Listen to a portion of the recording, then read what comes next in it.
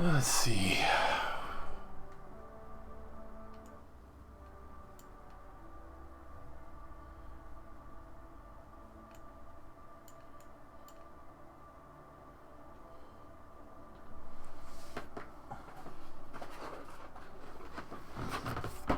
Which of these boys do I want to paint today? Don't mind the current boxing that I'm using. It's my primer box. Got a lot of primed models in here. Let's see. That could be a nice challenge. Elven War Mage. Classic High Elven War Mage. Got a few dwarfs and orcs in here. 40k orcs and full fucking electro armor and shit. I could do my Bulgor war boss as well.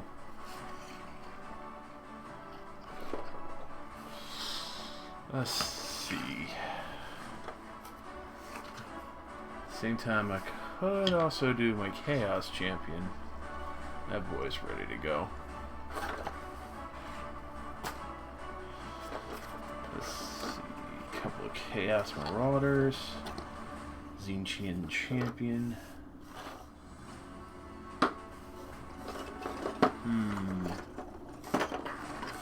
Can do a couple of Justicars as well. Turn that down just a touch.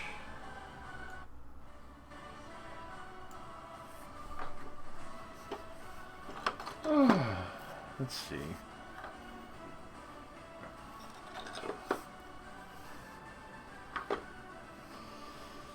What am I feeling?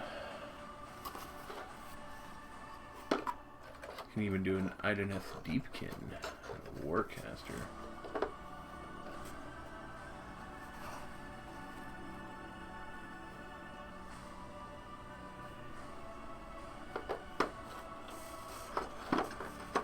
A lot of choices here.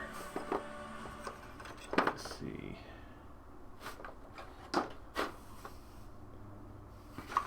There's a Bannerman.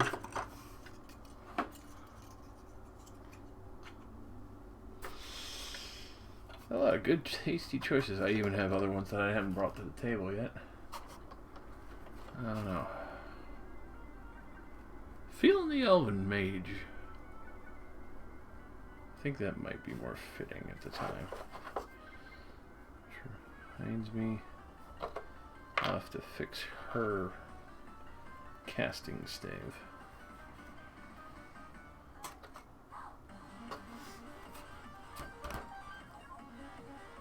Let's see here.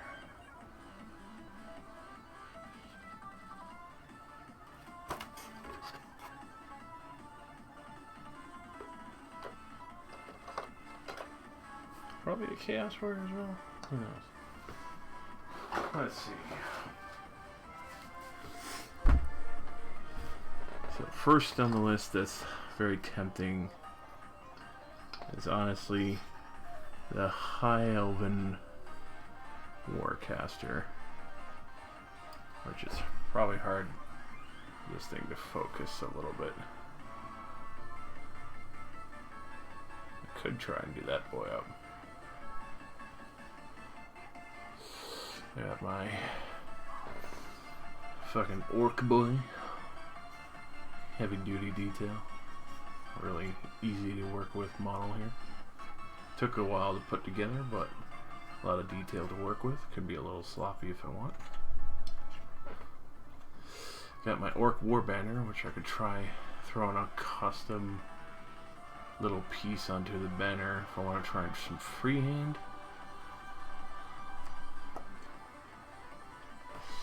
Let's see, I have the Bulgor Beastmaster General. Big mofo with a motherfucking great axe. Looking pretty good with all them details and fucking nice fucking trophies and barding and all that. Skulls covering his body and all.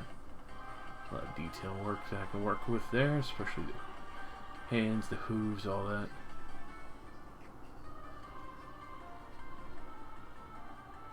Probably clean up his horns a little bit more.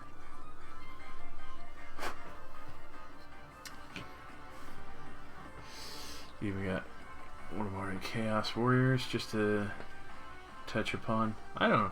I may do a couple of these. Justicars. Stormcast Eternal Boys.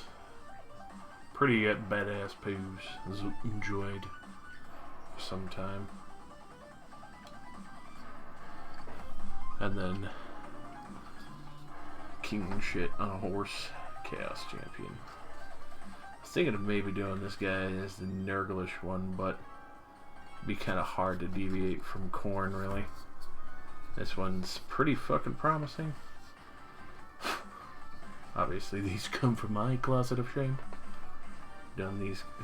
Had these guys done it for a while. Probably like a couple months now. I just haven't touched base upon. I even got my wizards over here that I can probably do. This extra dusty boy. Yeah, screw it. I'll dip them in some water and give them a nice rinse there. Alright. A little bit of water never hurt any model while it was just primed and set there. There. My ex-dusty necromancer there. Could probably do him up. That's a good option, really. Let's see.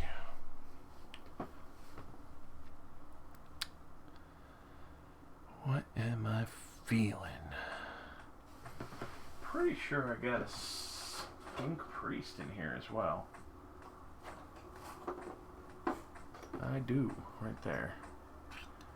A small boy by size comparison of the Chaos Warrior. I don't know. I feel like the smaller ones might be better fitting choice right now.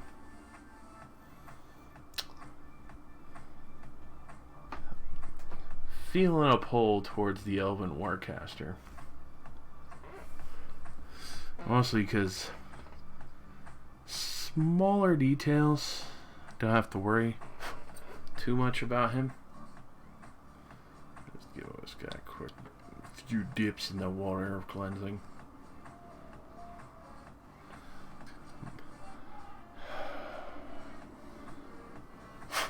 Alright. But yeah, now I'm feeling that. I'm feeling the fucking call for the Elven Warcaster here. I was initially thinking today I would probably do the Bolgor Master, but yeah, now feeling that Elven boy. Let's see. I may do the Star Skink Priest as well. I don't know what it is. I'm feeling some magic boys today. I've done one big boy already on stream. I've done multiple big boys, but one close to this size was the Ogre Myrmidon from last time. So, yeah. We'll do the Elven Mage. We'll set the Bolgor aside for now. He's a good option. He's a very good option. If I feel like doing another beefy boy. But I feel like pushing myself a little bit here. Kinda getting that smaller detail kinda envelope, see if I can't hit them numbers right. Also give the skink a little fucking dip in the bath of cleaning.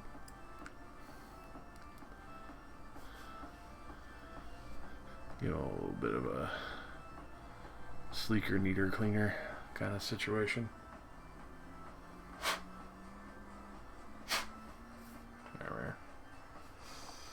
Let's face it, we all got fucking bottles in our closet that have been gathering dust for a time.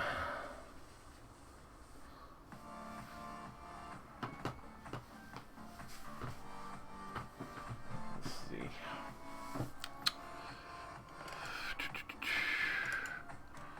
That's my good shader, which I'll need that later anyway. Not gonna worry too much about dry brushing just yet. Mostly because I'll still have to do the fray, the helmet there. Yeah. Semi-thick. What am I feeling today? Hyper attention to detail. Quickly.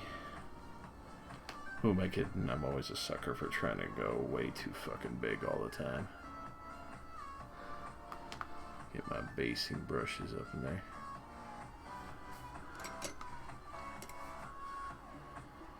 Super tiny layering brushes. Question is, will I go for classic colors or will it be a little more exuberant? Let's get these other boys out. This Chaos Warrior is tempting. I'll give him the cleansing dip as well, just for in case I finish somehow miraculously early at the 4-hour time mark I had initially set and aim to go for.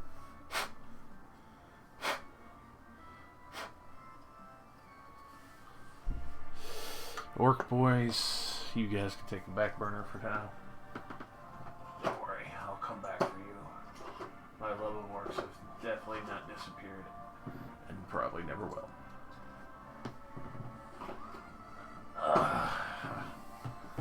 Alright. Just a card necromancer, you can go sit with the other wizards for now. You can chill there. Well, actually, I don't know. Maybe I'll throw a shade of purple on you. Who knows? I'll keep you there. Just a car, take a back burner. Alright. So boys for the night, main person of interest, Elven Warmage, Necromancer, followed by Starskink Priest. There we go, focus, boyo, focus. Thank you. And then big Chaos Champion. There we go. Auto adjust. And then a Chaos Warrior on the side here. So. Let's see here. Let's see. What am I vibing with? What colors? I could just go with a classic set of colors. I like the silver, gold, white, and brown and all that. Let's see, what am I feeling here? I don't know, I feel like I could try and go for the classic colors for this boy.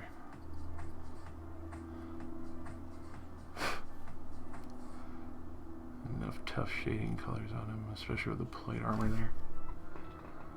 A nice gold buckler maybe. Regular pants. Long drooping cape and everything. And the collar and the cuff in the back. A random ass mix of music going on in the background.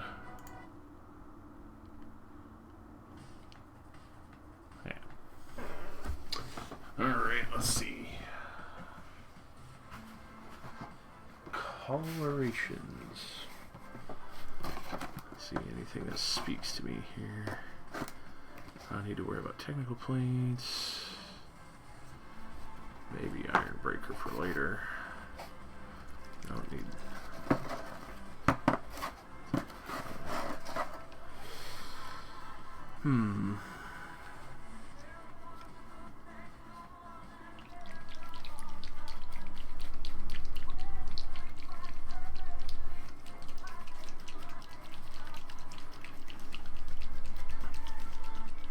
Shaking off those paints.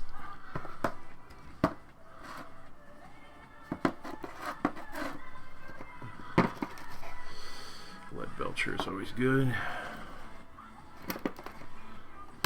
Maybe Ish and Gray. I'll think about that one.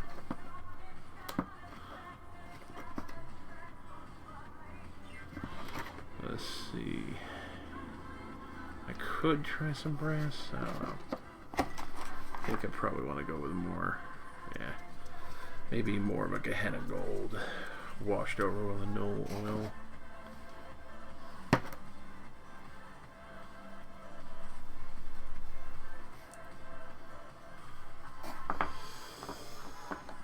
Give these boys a good shake.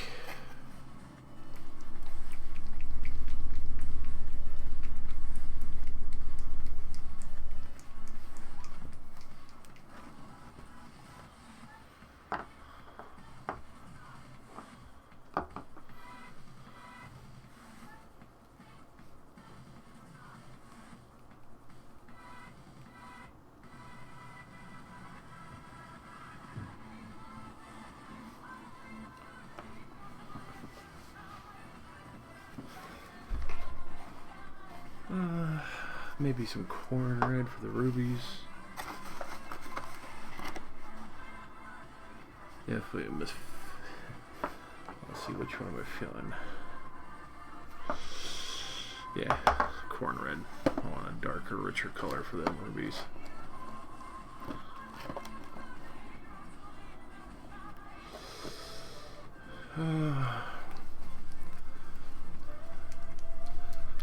Maybe a little bit. Why mixing Wraithbone or Grace here? I don't know. I think I might go with Wraithbone. Yeah. Let's see. What other colors? Renix Hide is always a reliable boy.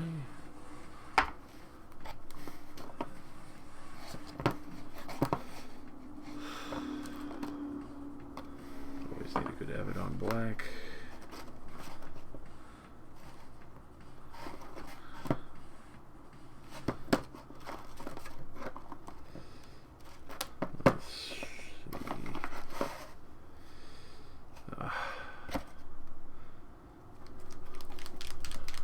Very reliable fucking army painter, Greedy Gold.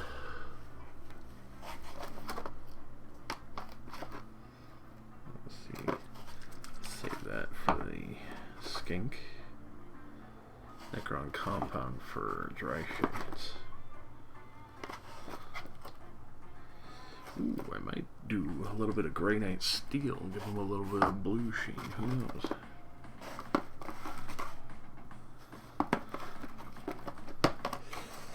What am I feeling? What am I feeling? Reichland Flesh, because I'm going to need it for his flesh, unless I want to go a little bit lighter. Mid-Stardom Gray. Stoneware Clear. Camo Shade, White Flesh.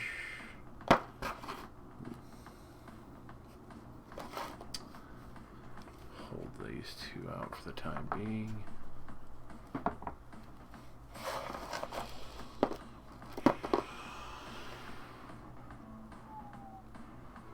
Auric Gold as well for an extra layer.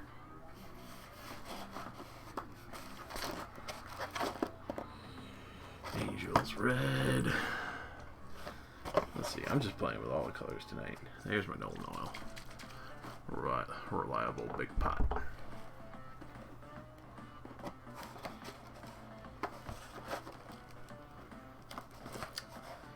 I don't know. I might play with the Fugan Orange for the Skink Priest. Definitely do not need my yellows for now. I might later.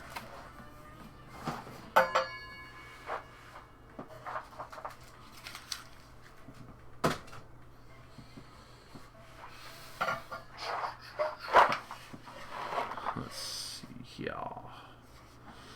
A little bit of a Dawnstone Dry Brush. Leave that with the other stone grays.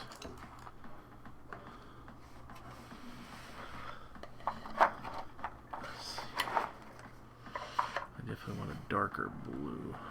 Altdorf Guard blue could work. That's a layer. Drakenhof Nightshade for shading. Ooh, Achromatic blue contrast paint for this King Priest as well.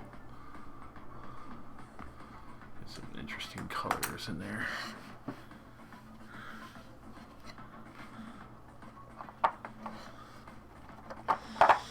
Let's see. So Tech Green and McCraig Blue are always reliable.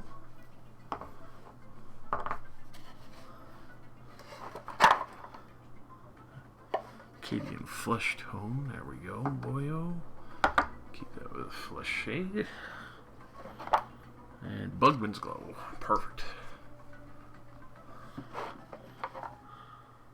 Got my Reikland's Flesh mini pot over there, so I need the big one. Keep the Nazgul Dread yellow. Already got an added on black, that's out. Got the Xandri Just. Think about that one. Let's see. There we are. Nice Liberator Gold. Hell yeah. Oh, what other colors are speaking to me right now? The Drakenhof Nightshade is out. Yeah. Speak to me, colors.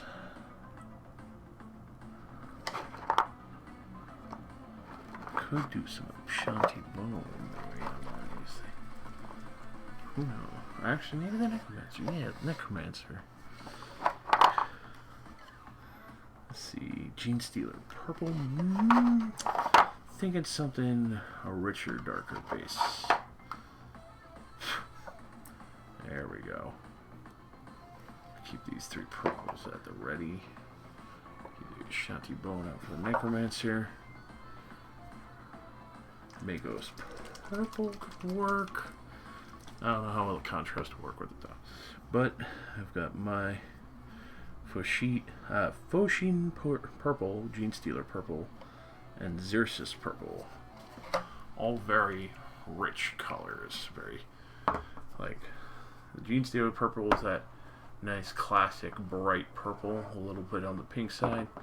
Then we got this right here, Foshin Purple, that nice, very dark, rich color of purple. And then in the middle ground, kind of going towards there, the Xerxes Purple for layering. So they play very nicely with each other. Going to use that for the Necromancer for sure.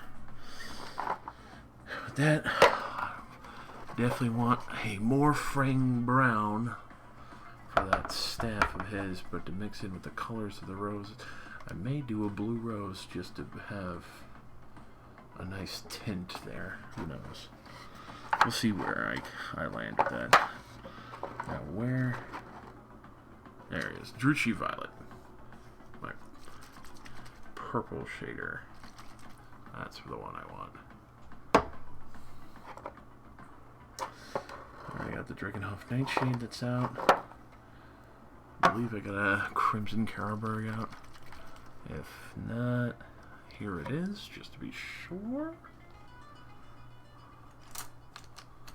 Alright, alright, alright.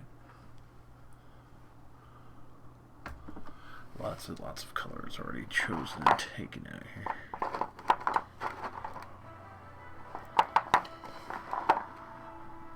Ooh, Seraphim Seppi, that's a promiser.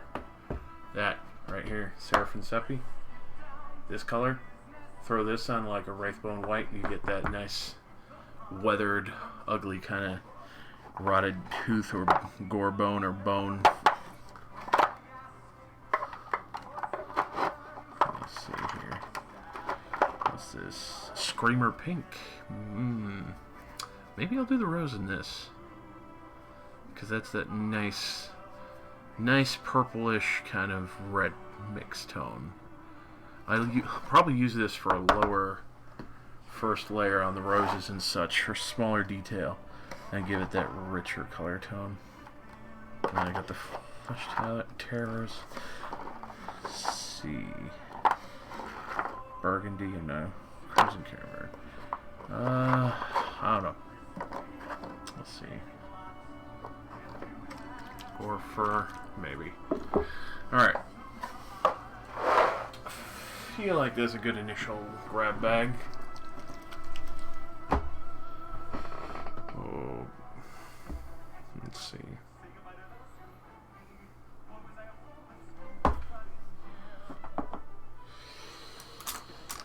Oh.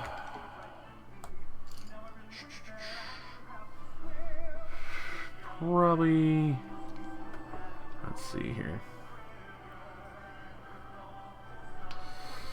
Probably a medium base brush with a light coating for now.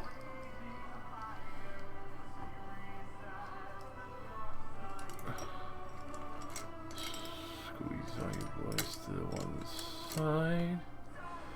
Get the main focus brushes that I want there. Alright. Let's see. First colors speaking to me. Do I want a darker or lighter? Let's see, when am I going to initially start with two? Probably the blue. Just so I can get those under robes. And then maybe a silver after. Actually, let's see.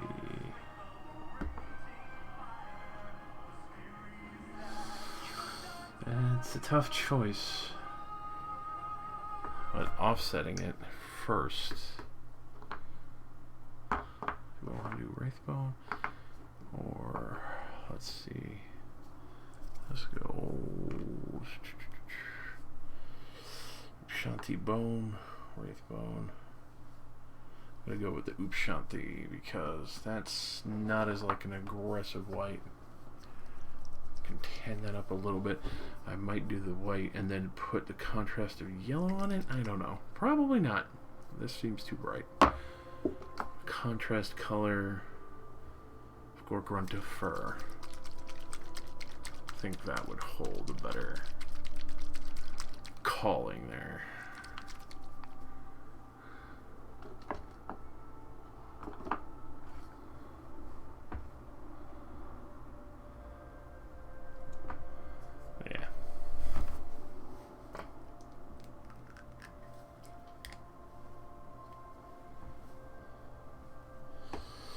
Just, I need the smaller detail brush for this.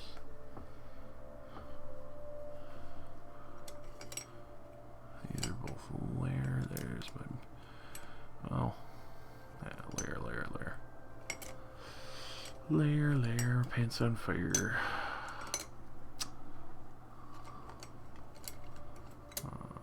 Let's see.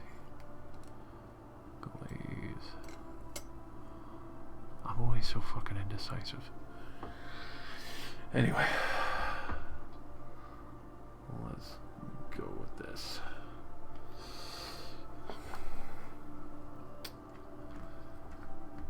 Go with this. Don't have to worry about being too fartsy with this part because we gotta just get his pants and other things done first.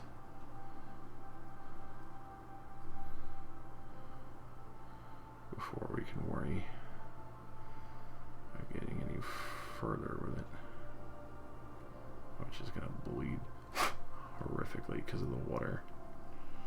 Yeah, not too surprised there.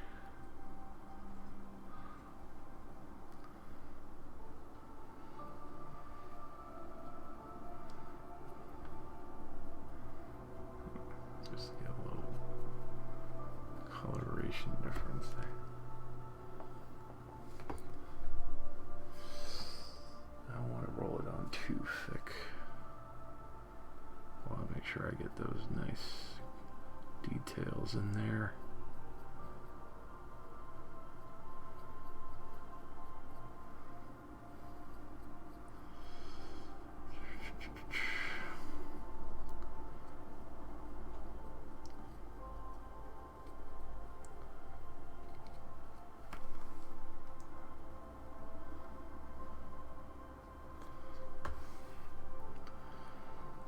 needs to brighten up the cloak a little bit more too.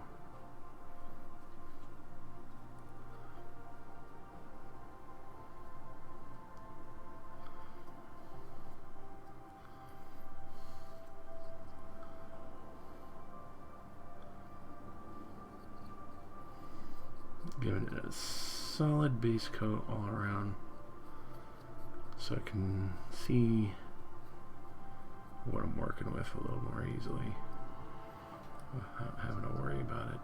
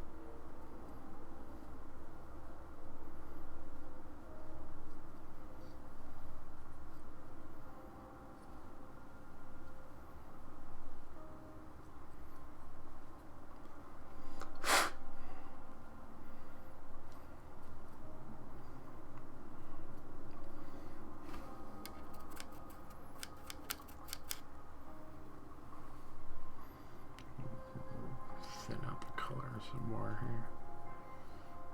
Push and play with it just to get it out of those sections.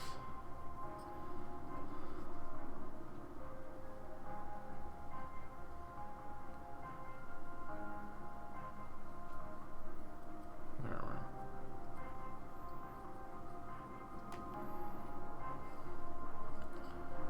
All right. Oops. My bad.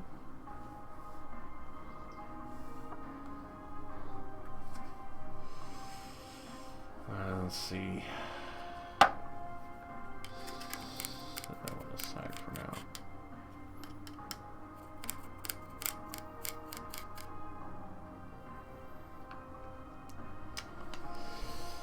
And then for the Necromancer, let's go with a very, very classic dark purple. This boy, I'm probably just going to hit very quickly with this.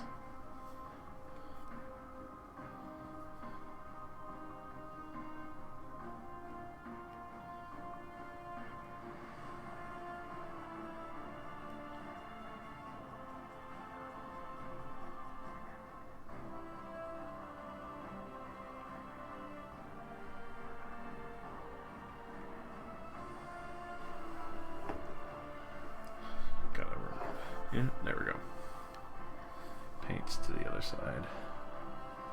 And then hit this boy with a nice dark purple all around real fast. Like they say, paint without fear. You mess up, you learn faster. You don't have to take it insanely slow, and you don't have to move insanely fast. Just do it at the pace that you enjoy.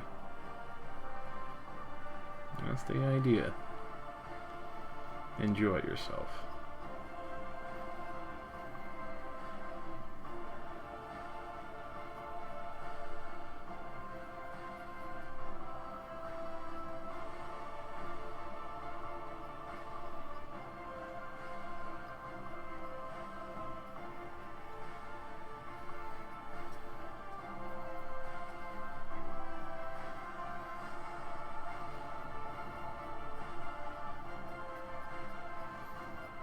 Hear the wind blowing at my door. Probably thin this down just a touch. Make it run and play a little more nicely. There we go.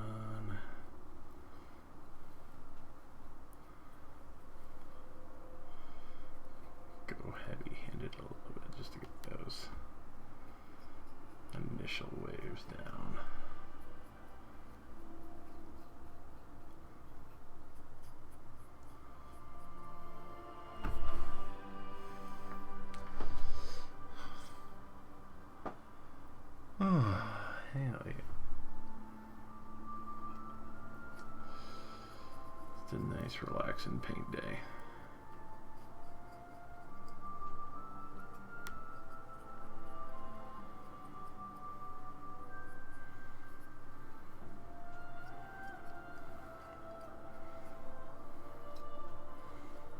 Wiggle that brush into those crevices a little bit more.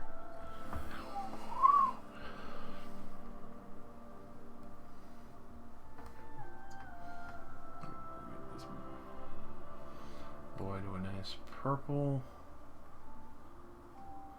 Turn on the. There we go. Extremely bright white.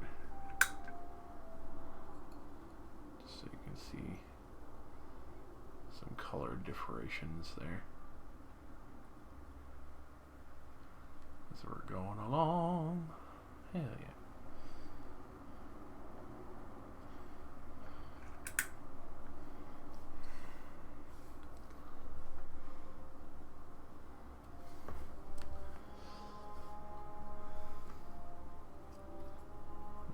There we go.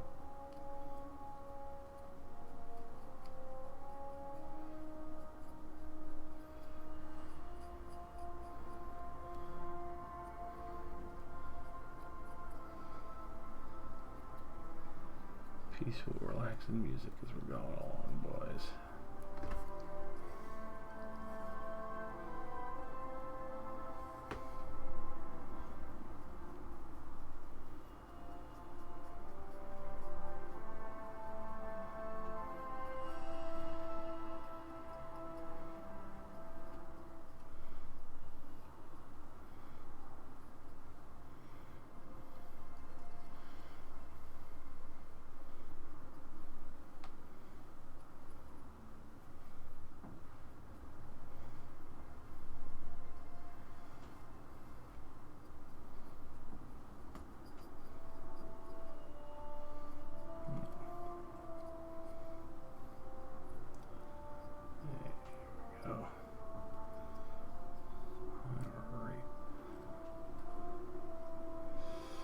That's generally the goal for tonight, is just start getting some of these bad boys painted up a little bit more. Get that closet of shame cleaned out.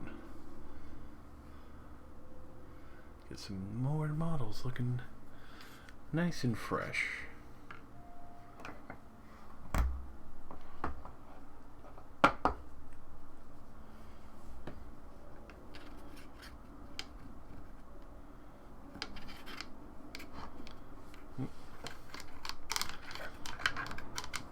I can hear the wind blowing at my door.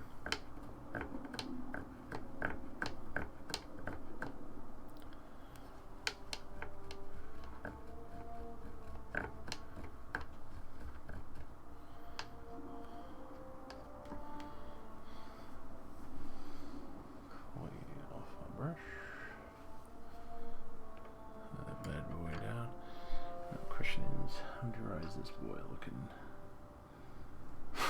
Yeah. Let him get some more dryness going on. My extra purple necromancer sitting in the foreground as well. A little harder to tell. There we go. Alright. And then Starskink Priest. What am I feeling, you?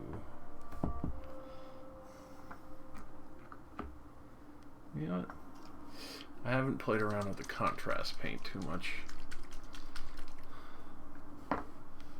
Let's see what that is like.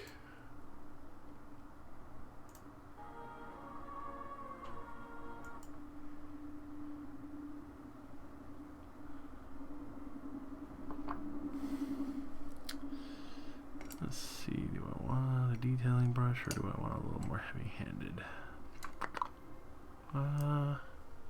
Probably a little more heavy-handed.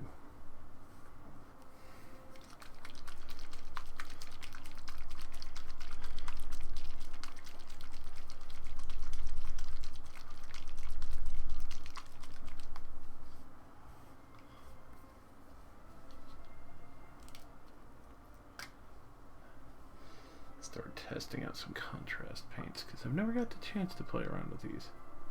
So initially, focus there, before any of the contrast paints and such.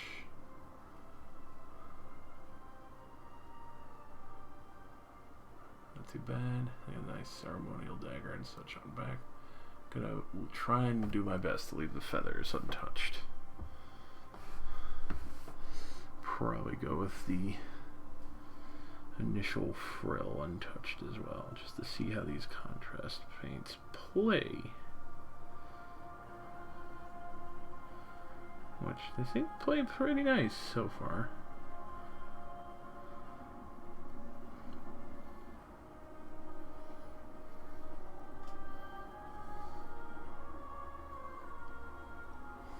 It does help that I did do him up with white primer, because quite frankly, a lot of the contrast paints that I've seen played with, white primer reacts the best with it.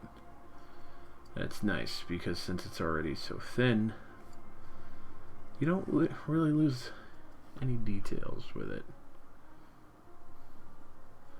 Let's go a little heavier here.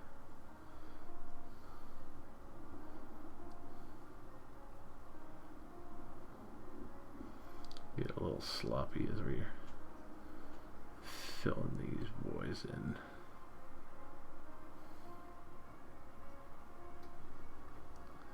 Oh, that's not good. If I lose power during the middle of this, I'm gonna be very fucking sad. As one of my first initial paint days. Which reminds me, I need to fucking save up and get me a proper fucking camera stand so I can make this look a lot better than it does, because I know the camera is not as flattering as it could be. It would also make my life a lot easier than having to lurch over under extremely hot fucking lights. And that, again, that's my own fault. Lack of professionalism is always the key. And mastering how to talk to yourself is more important. Sure, anyone who comes in here probably think I'm batshit fucking insane. They'd probably be right. But I'm having fun.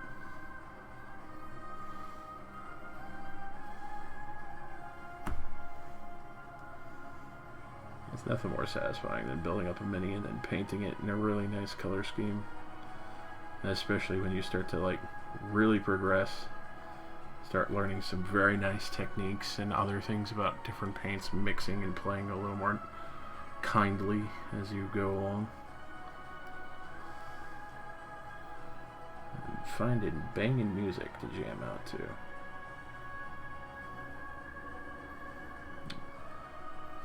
Them sick kicking tunes, man. They make the design process go so much nicer.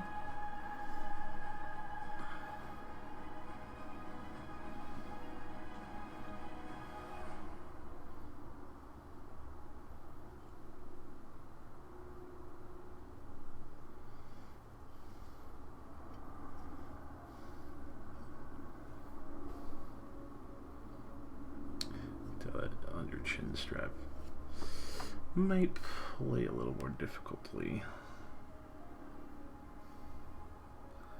Go a little heavy on the underside there.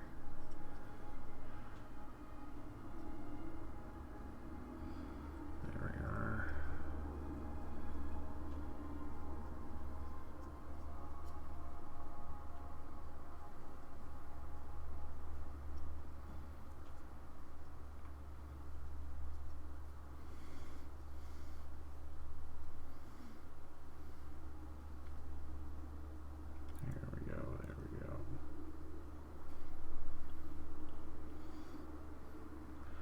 Trying to make sure I'm not missing anything here.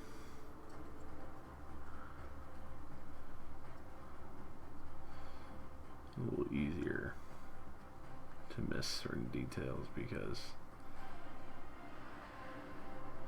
this kind of coloration can get wiped away so easily. Alright, there we are. Not too bad with a contrast paint. Come on, folks. There we are. Trying to get the light to shine on. Yeah, you see what I mean? Actually, reposition my light briefly. Oof, that's warm. Come on. Play nice, you motherfucker. There we go. Let's see. Come on. There we go. Perfect. Look at that. That's just with one layer of contrast paint, which plays really, really nicely with the white primer. It works really well, because comparatively, that's versus like the very deep purple of a regular base color, which you can tell this one is definitely already. Hey, Nikolai, how you doing? Sitting here covering all bases as I go along, but showing off the nice comparison between a regular base paint and the contrast paint, which regular base paint you can see is a lot thicker. Come on, focus, boyo. There we are. You can see that darker purple, and even when thinned it down, the whitewash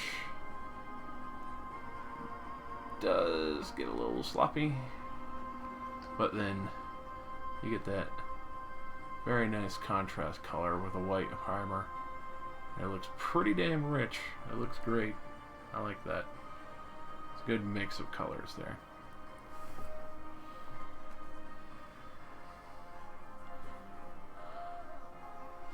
Back to the sun mode of my light. Which today, Nikolai, I've been debated initially with the Chaos Warrior here, if it'll focus. There we go, in the foreground. Chaos Champion on a horse and all that. Tilt him back, get a little more detail to show there. The same with the very nice looking shield there. And then keeping him in the foreground a little bit. I got the Chaos Warrior, because obviously doing a little bit of paint scheme here. Big ass fucking two-handed great axe. Fuck yeah, he is. The fucking spikes on this horse is unreal. Like every fucking angle on the front. That is a fucking charging horse if I ever seen one. You get fucking run down by that, you're gonna probably get stuck to the front of that fucker.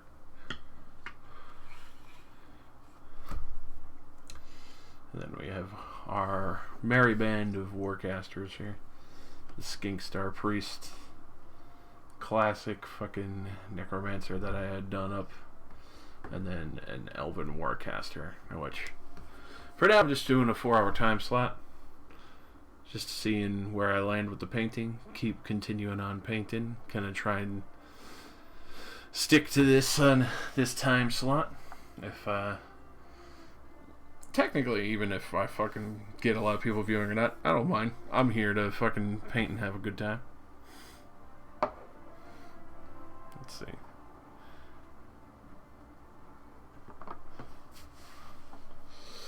The Necromancer, yeah, he's not necessarily from Chaos. He's fucking Vampire Lords, essentially, even though Vampire Lords by rule standards doesn't exist anymore. He's a classic fucking Vampire Lords Necromancer.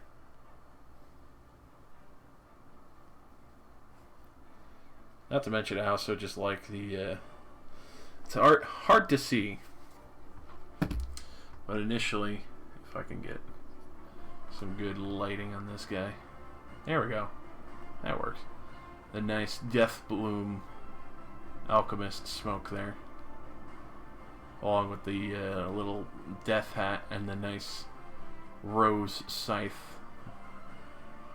It's just pretty fucking sexy. I like it. It's a nice mix for a necromancer. Looks pretty good. Definitely gonna have to brighten up the skull or the plume and get like a little bit more of an ethereal play effect with that.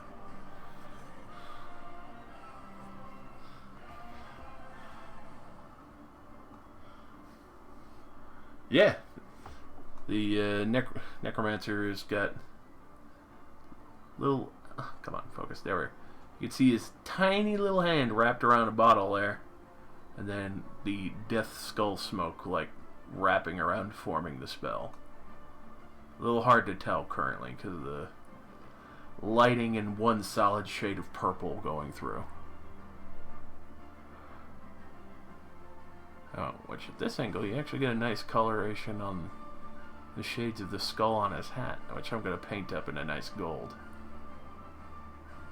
So, that nice pretty scythe with a couple bits of roses and other things on it. It's good stuff.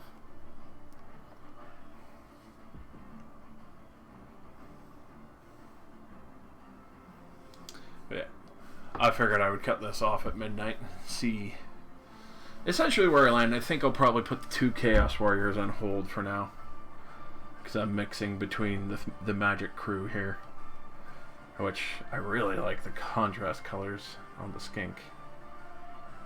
Like, I could probably darken that up with some Drakenhof Nightshade, give the feathers some nice colorful plumage with the other ones that I have. Let's see. Back to initially what I was doing with the elf. Elf on a shelf, baby. Is trying to get a few more nice colorations on him, at least for his pants, and then moving on to, where is it? This one, Altdorf? No. Yeah, McCrack Blue, which is a darker blue for some of his armors, and then kind of up layer from them. And see how well I can do up a classic High Elf, which is extremely fucking bright and colorful. But that is a challenge and a half for myself, because by comparison, this guy is really fucking tiny. And I've already glued him to the base. So it's a nice challenge for myself, really. Currently, I'm just trying to get his pants to be more of a tannish color, so they stick out a little more properly compared to his blue ideal robes. I did the robes up a little brighter so they would stand up a little more vibrant, and to probably the huge wave of shade washing that I'll be doing later on.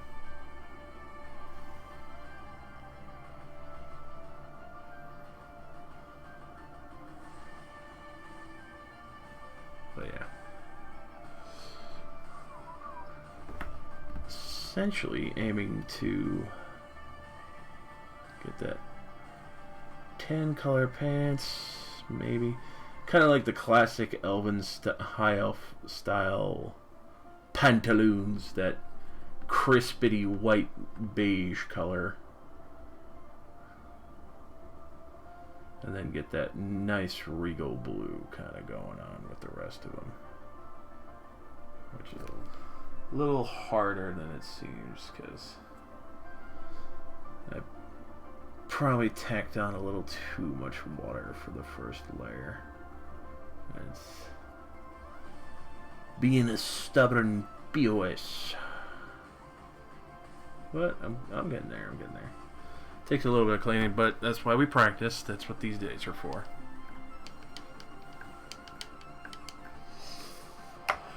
Of course, at the same time, you see my Gorka Stomper and all the other things I've worked on. They always say artists are their worst critics, which is true. I've probably never shared any kind words about a lot of my stuff. Like, I am still pretty damn proud of it for how a lot of it comes out, but I'm still pretty keen beans on trying to improve and get better techniques. That's why I like the zenithal highlights and all that, and I like the idea of pinning things onto handleboards and not exactly gluing them all on until you've like finished hyper detailing them and such like that. But those are A real trial of patience. Which I'm probably gonna fucking hurt myself because I'm gonna try and go for a very fucking, like, comparatively, that right there, even smaller brushes if it would focus for but a moment. There we go. Which, even comparatively, this one's a little fluffier, but this one's smaller, so a little easier to work with the nooks and crannies without smearing on huge globules of paint.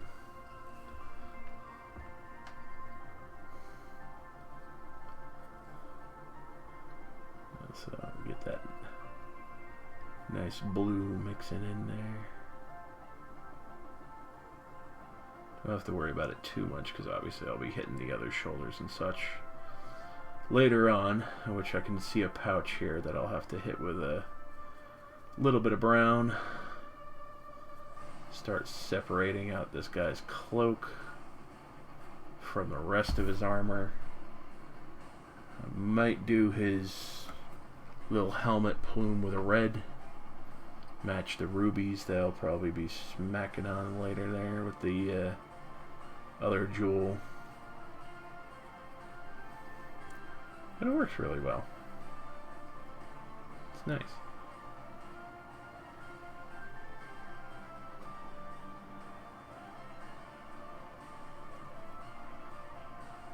It'll be fairly difficult for me. Try and make sure. Oof. Come on, light, work with me here. There we are. So we're getting the thicker layer boys up on this bitch. Trying to make sure that I get the belt right without really fucking up his pants. Of course, this is all experimental.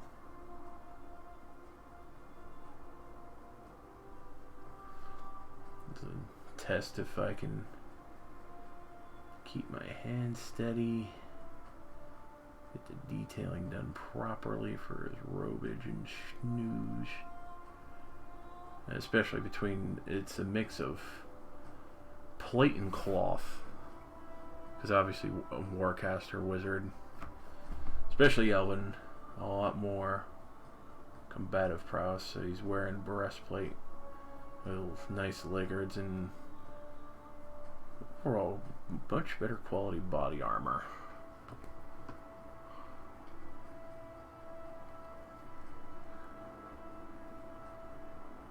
And it's twitching. This is the torture I put myself through. Just trying to get these bad boys done right. Obviously, this is probably going to take a few goes, but just to get an initial idea of where I'm landing with this guy. Yeah, letting ideas evolve and play around a little bit.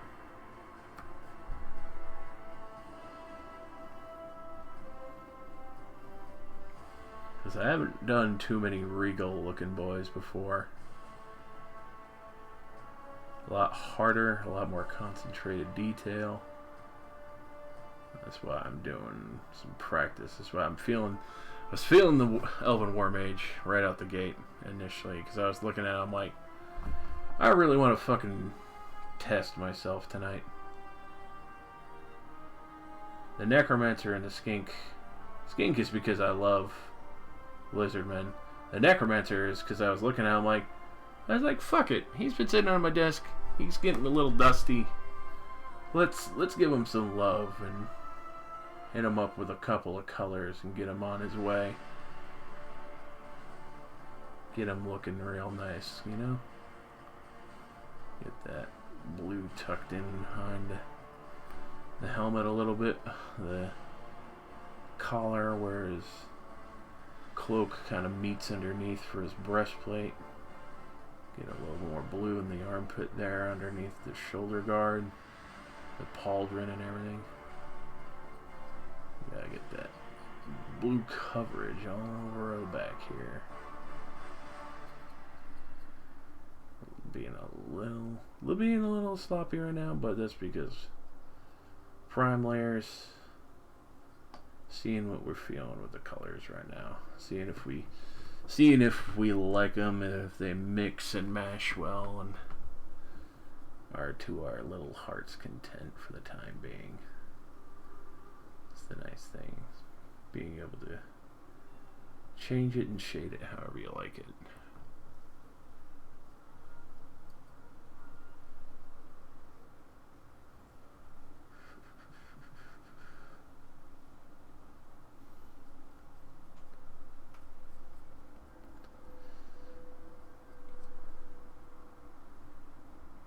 This also decided to sit alone in this matter because the initial stream channel was being dominated by Halo gameplay, which is understandable, but I did initially lay out the idea of streaming, well, myself personally, as a let's see that, yeah, no, that's more of like a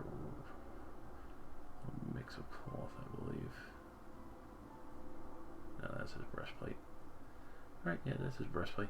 So that's not too bad.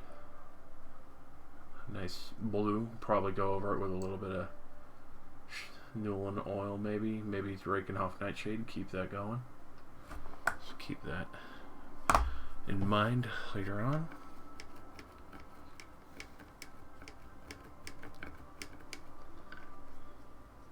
Yeah, they're all smashing Halo.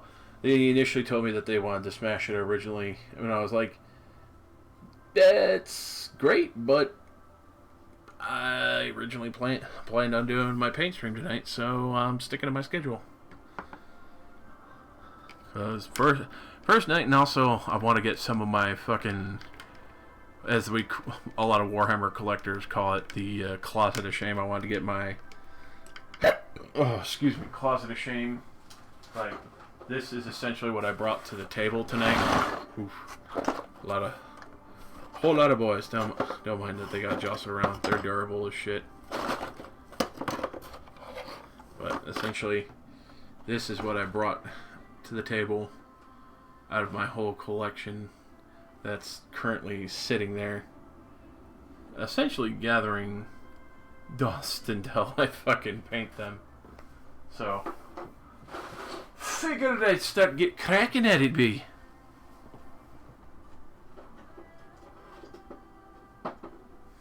Start giving me models a bit more love that they deserve. Oh yeah, no, don't worry. That's just the tip of the iceberg. Over there, just from the top fucking board that I could see 1, 2, 3, 4, 5, including the Gorka Stomper. Probably like 20 models on top of that table. Large models, mind you. And then another 30 plus on top of my mini fridge. Large, medium, and small. Cavalier, Shieldman, fucking monster level Carnosaur, and like Saurian Mage kind of shit. That's why I'm like, yeah, no, I'm dedicating like a night to keep like focused practice and plug away at this, and not like in the bad sense, like in the sense of like I want to get better at this, so I better make damn sure that I continue to practice and get a little more love in on these boys. So front for the see, this is the nice thing about the Necromancer. Unfortunately, I wish I did melee putt on that one, but I discovered that later, so I'm gonna not have to worry about the seam line too much. There's my Phocian purple. Hit his back with another layer of purple. Make it some extra thick, boy. Let's see, do I want to do the thicker base or a layer base? Probably thicker base will probably be more ideal realistically. That is his back piece. But yeah. And then I still have the Gorka Stomper to finish out. But I wasn't feeling the Gorka Stomper just yet tonight. I wanted to get some of my other smaller guys some extra bits of love and kind of give them some tending to. Start get them out the door in a way.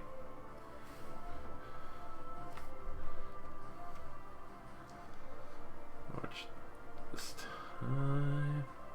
Especially with a thicker base coat. Might be able to cover up. Probably not too much though. Mold lines are always a bitch.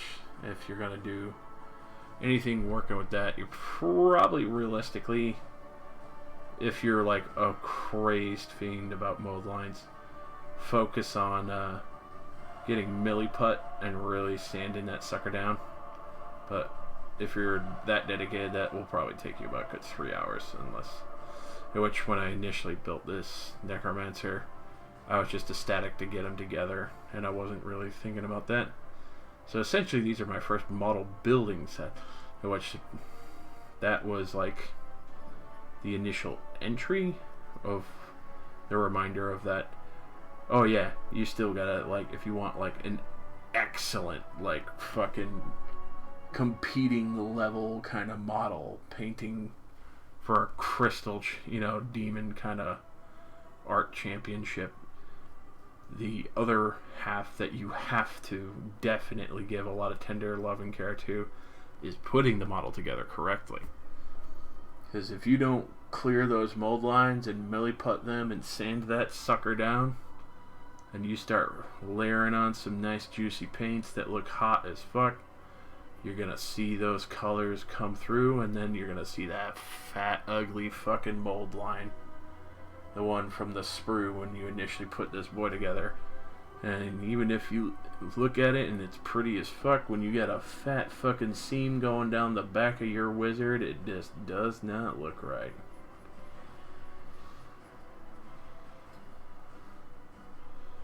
But I still love my models. This boy still looks good to me. Like they say, you're always going to be your own worst critic, so go for it, swing for the hills, my man. Don't ever be deterred from it.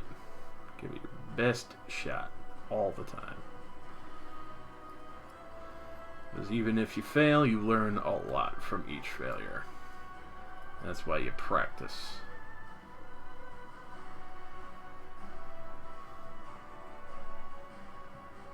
Yeah, that's looking good.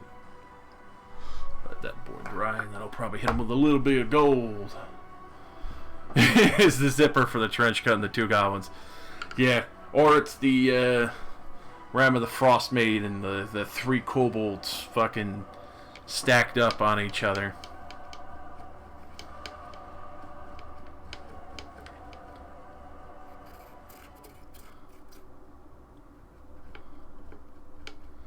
And I turned my desktop audio way down so I'm not like double blasting people with music.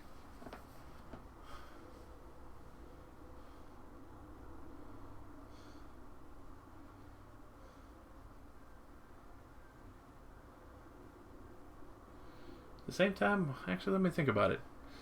I don't think anyone else is in the other chat, are there? I haven't looked yet because I got focus mode started.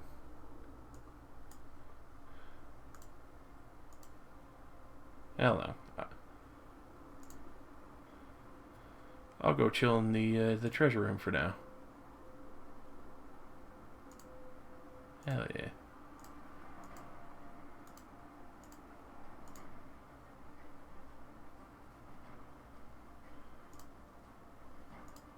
There we go. Chilling in the treasure room.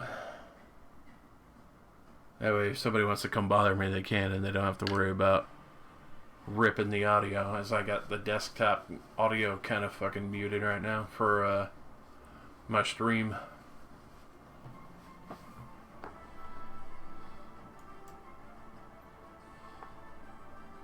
Actually, yeah. I would have. I'm not too worried about it. I know a lot of people are pretty respectful of each other's streams. Let's see. What am I feeling right now with this guy?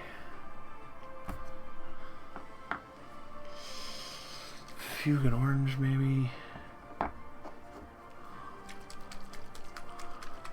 You know what? I could just try like every. So that's like Blood Angel's red. Got Flesh Terror's red. You got the nice yellow. Red and yellow, maybe.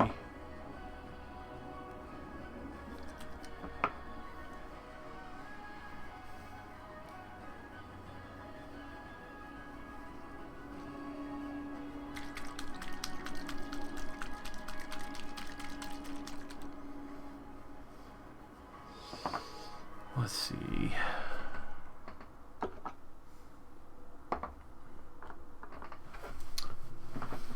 Other contrasts.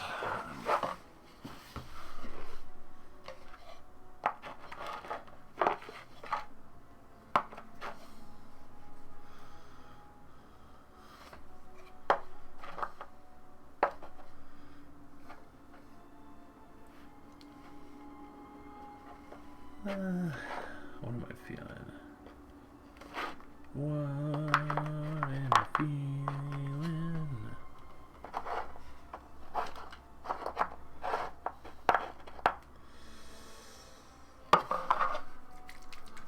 Griffin Hound Orange. Skeleton Horde's always reliable. That's a good mixture.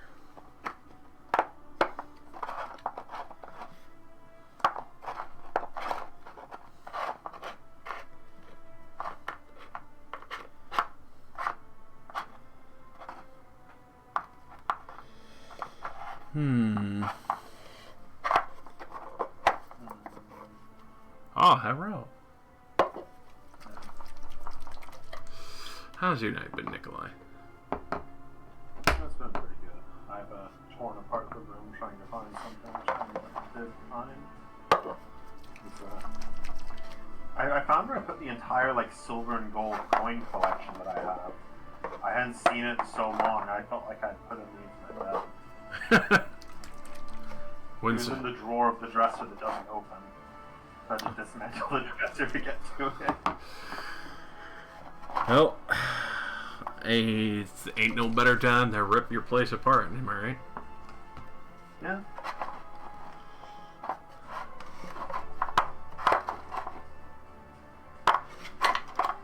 I'm pretty sure that isn't even all of it, because I remember there was some plastic tubes that also had a bunch of silver coins in them that I think are in the other drawer that I didn't look through. As he breaks through the desk with the power of God at his side. Never get secondhand IKEA furniture. The particle board that holds at the bottom of those drawers does not like having anything over 6 pounds in it. Yeah, I believe that. Oh, I would not trust IKEA board for the life of me beyond clothes. Maybe books if it's a bookshelf. My desk is IKEA, but I trust this because it's not made out of particle board. It's actually pretty solid. Not yet, anyway. Nutty. As the desk transforms into particle board before his very eyes. How could you do this to me? But yeah, the Necromancer and the Mage look pretty good. Yeah, I like the Necromancer. The skull smoke thing is kind of cool. That's why I wasn't too worried about the crazed fucking mold line. So I was like, yeah, this boy looks too cool for me to worry about that.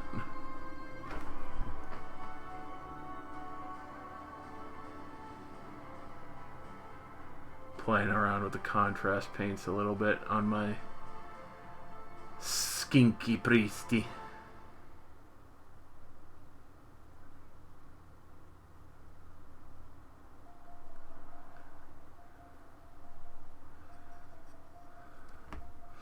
Which let's see, this one's the Flush Terrors red. This one's really a nice deep rich red. It's pretty impressive,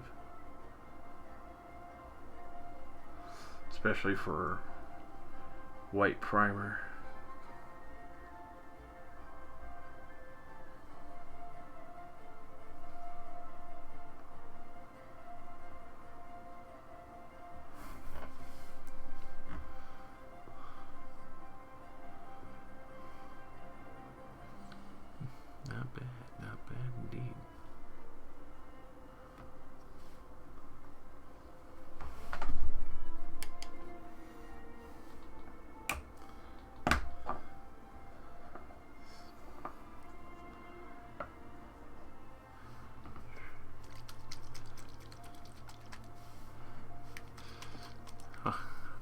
I always love when I set up the color palette for my fucking figurines, because it just fills the entirety of my fucking desk.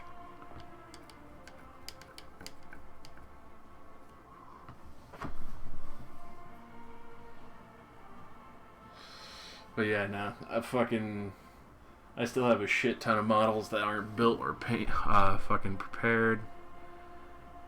I have a whole fucking top of a mini fridge full of Sauruses and orcs and shit ready to rock.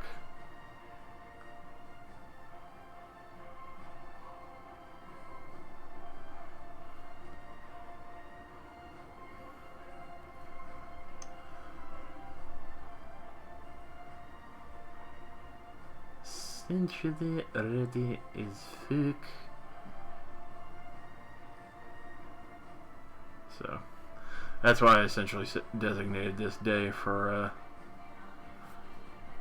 purposely fucking just proving skills, slapping paint on some things, building stuff,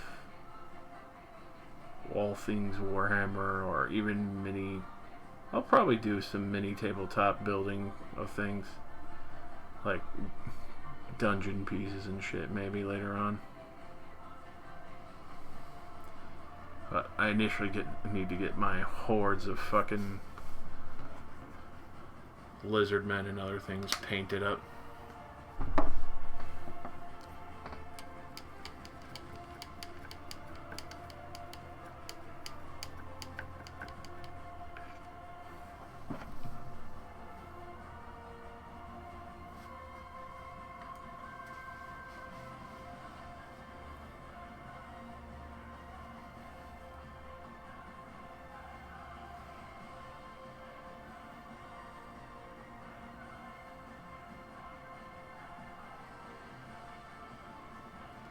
Which realistically, I don't even know if those three boys. That's why I kept the Chaos Warriors out.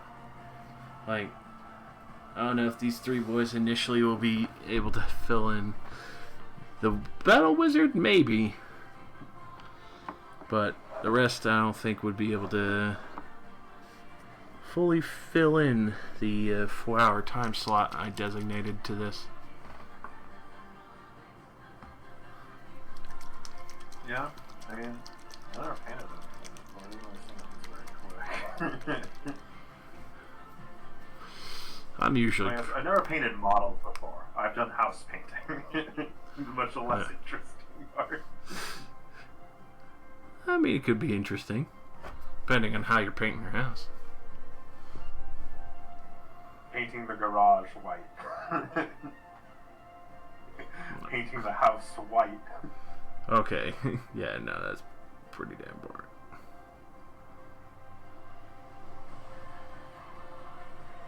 I laughed when Jake finally saw my, how my fucking bedroom walls and shit look. It's like, who the fuck painted your bedroom? I'm like, I did. He's just like, oh, I'm like, I don't like it. I'm like, that's cool. I don't give a shit.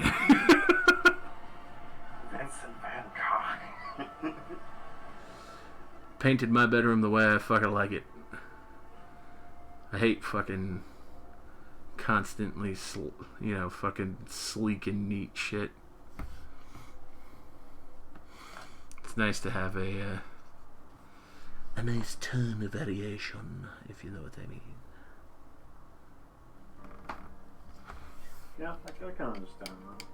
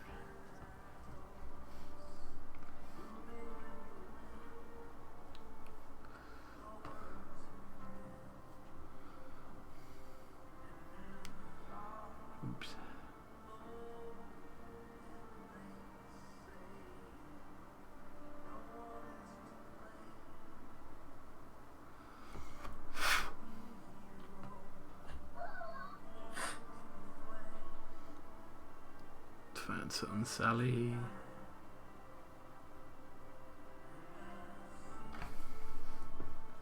What you gotta. What you got? What you got? What you really, really want? Bitches.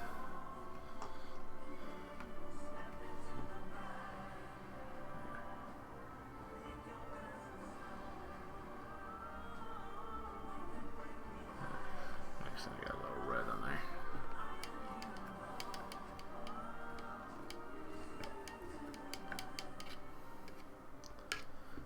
Do a little bit of watered down purple.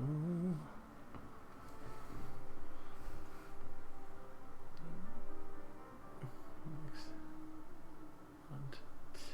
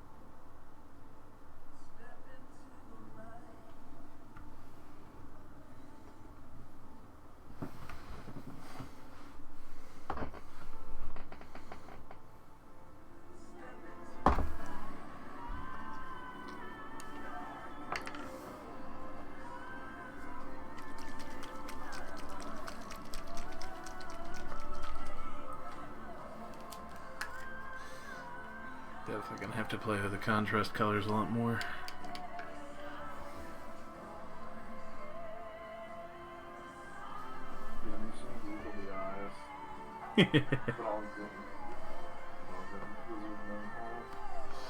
All them juicy googly eyes. They've naturally evolved. The natural googly eye of evolution. It's completely necessary. Otherwise they can't defend themselves in the jungle. That's some like designer cybernetics in the future, real life googly eyes.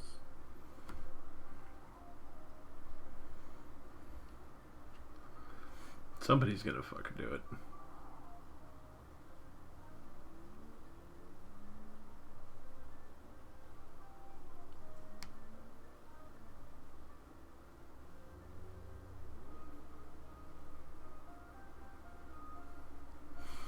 If somebody hasn't already done it, I'd be amazed.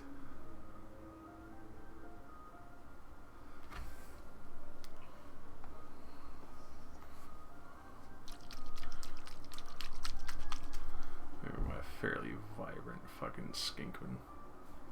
Slide them on up to the camera.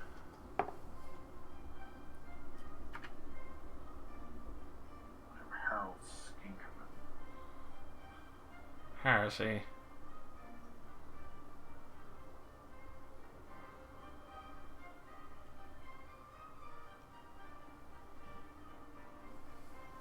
You like black tipping the feathers?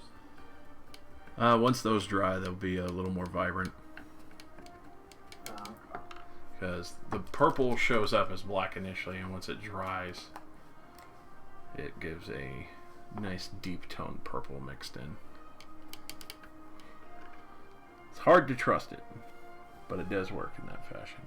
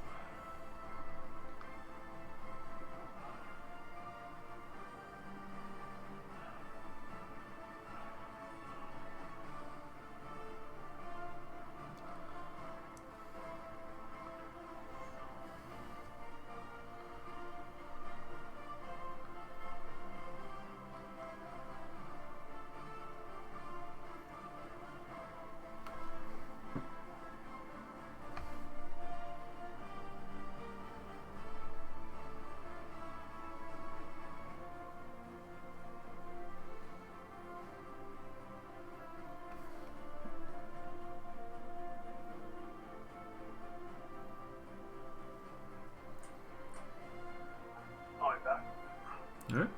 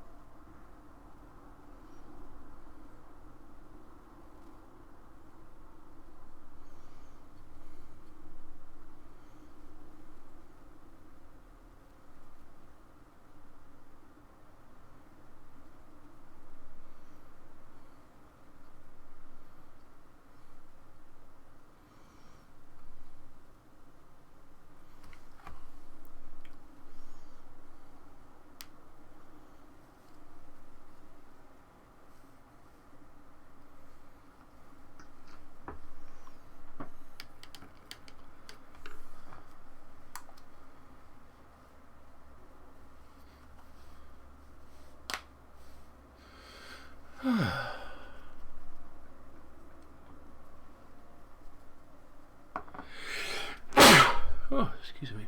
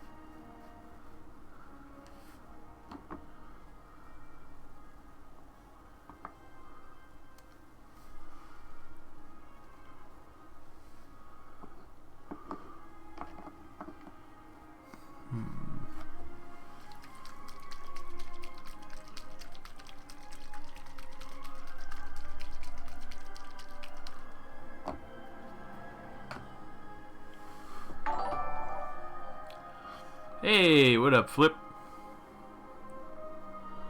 How you doing, boy?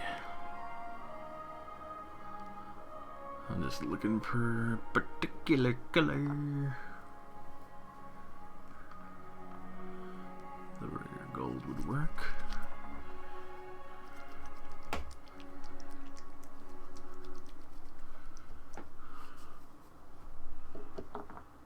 I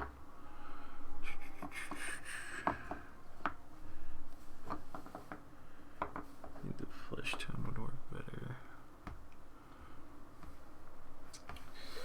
Not much, man. Chillaxing, doing my paint. I assume you guys are still doing the good old Halo. Got about another 2 hours left in my paint stream before I leave it off there, and then I'll pick these boys up again at another time. But feeling pretty good. Feeling pretty good. Probably, yeah, go ahead and gold would probably work better.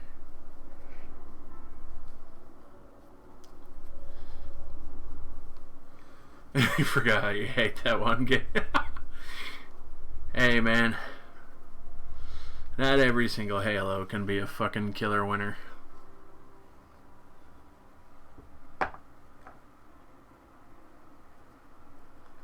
They're all pretty true and steady to the heart, but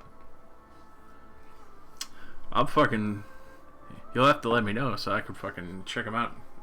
That, or if you do them and I'm asleep at one of the fucking various times that I do pass the fuck out, definitely post them up in the screenshots because I would love to see that.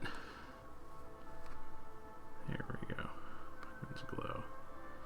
Probably Bugman's Glow for the darker one. Actually, yeah, no. I'll do flesh tone for the face.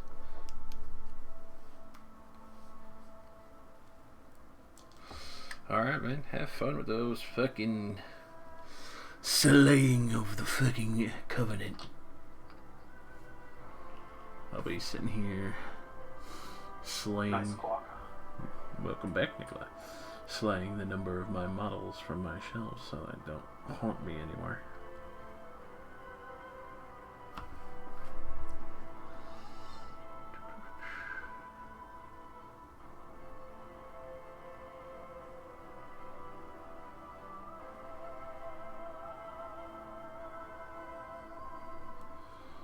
It's always a nice cook.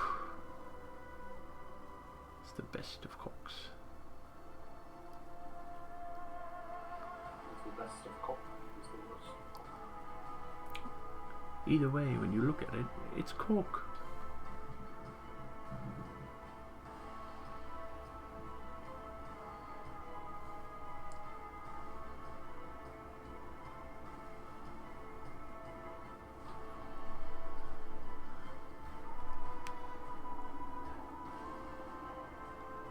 Some people say if you look at it, it's all cock.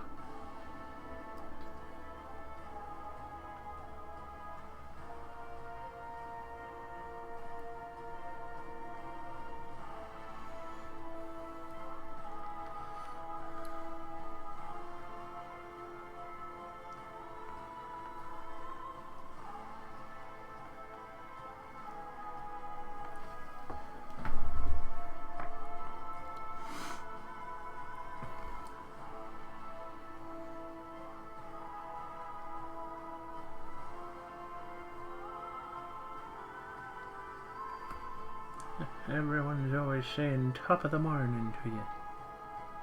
In reality, it's your cook who says it first every day. This is true.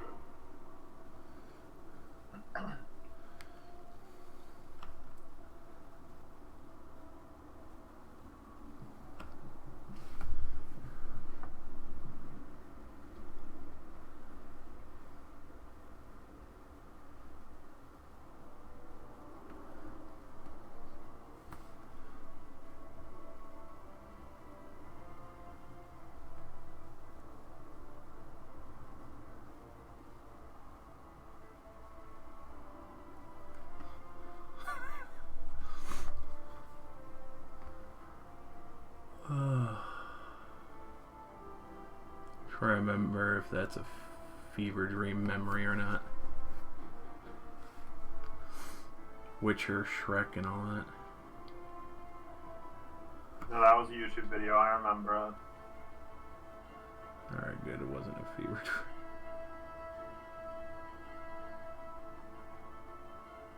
Pretty sure it was Shrek as Geralt. Shrekalt. Shrekalt of Swampia.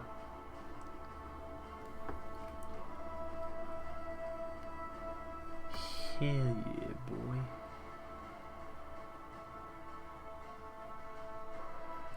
Shrek is my favorite anime. Technically it is.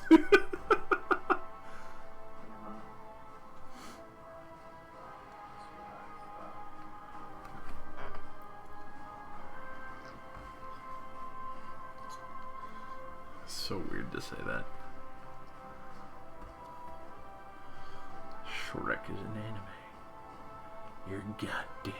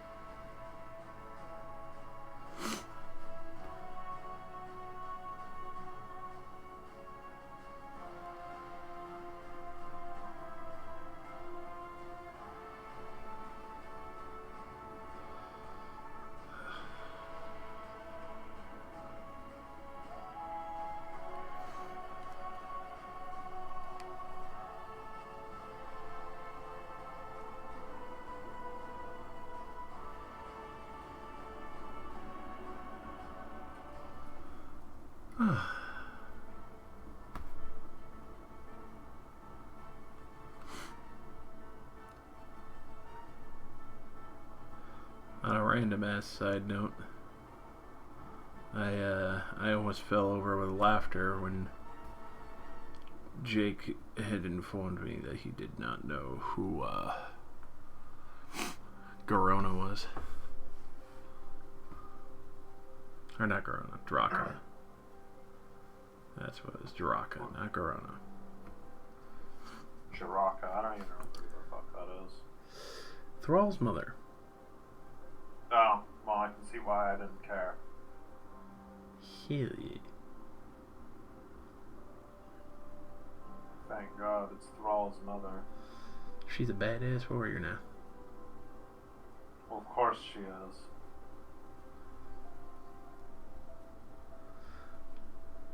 She got a booty too.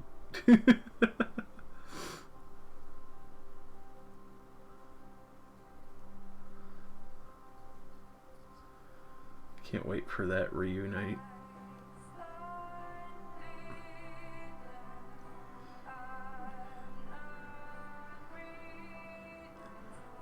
You know what I'm really excited for though for Shadowlands? T-posing Arthas. Well, it would be pretty interesting to see T-posing Arthas. Because, you know, sure as shit, Sylvanas is definitely torturing the shit out of that boy. But, yeah. I mean, either that or the jailer's doing it. I think he gave her the personal honor, honestly. But,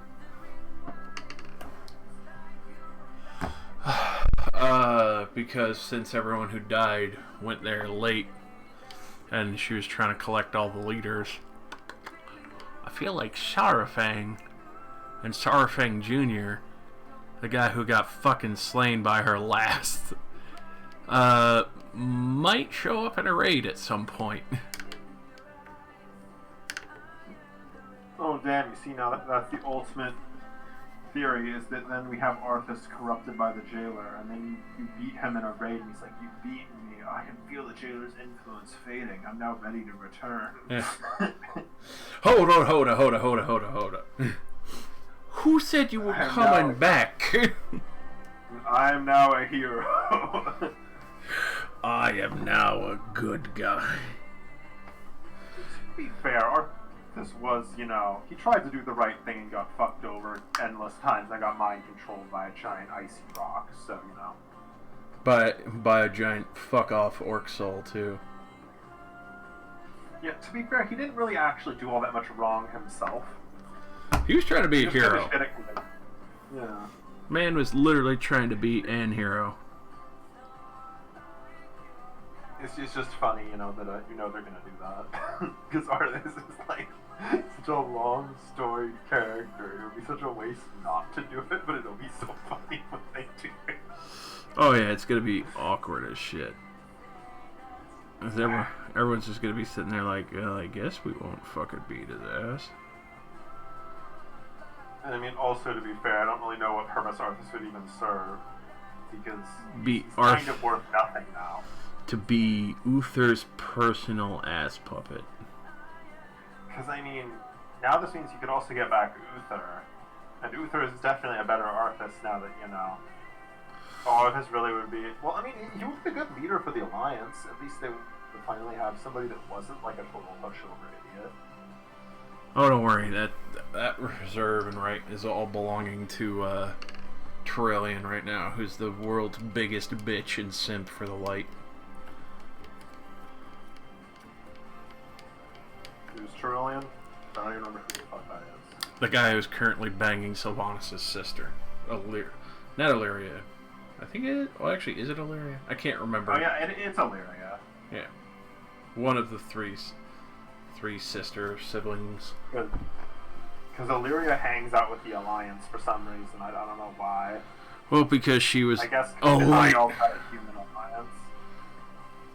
It somehow found arcane magic / the light, but it's so fucking stupid because she's like, oh, well, I learned void magic. It's like, bitch, you are no better than the fucking blood elves. How the fuck are you accepted?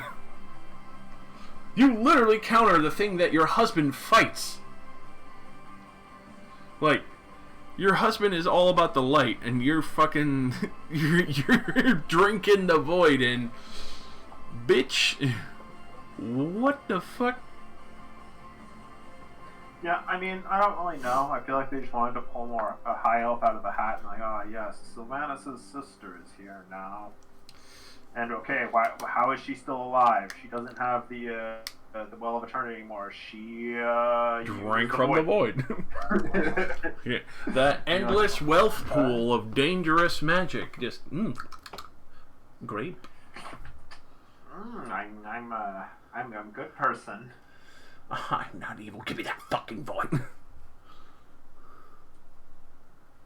How did you put your name in the void? Did you put your ass in the goblet of fire?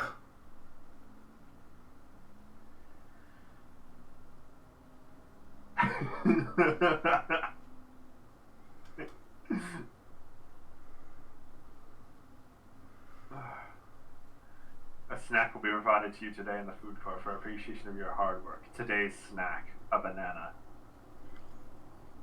I don't know. I value bananas pretty highly. Well, it's funny because it's like posted on a notice at like a place of work. So, you know, it just seems incredibly cheap to just be like, a banana. A single one. Oh, that's fucked up. Not even a bunch.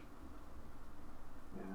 It should be as many bananas as you feel like eating. It should be.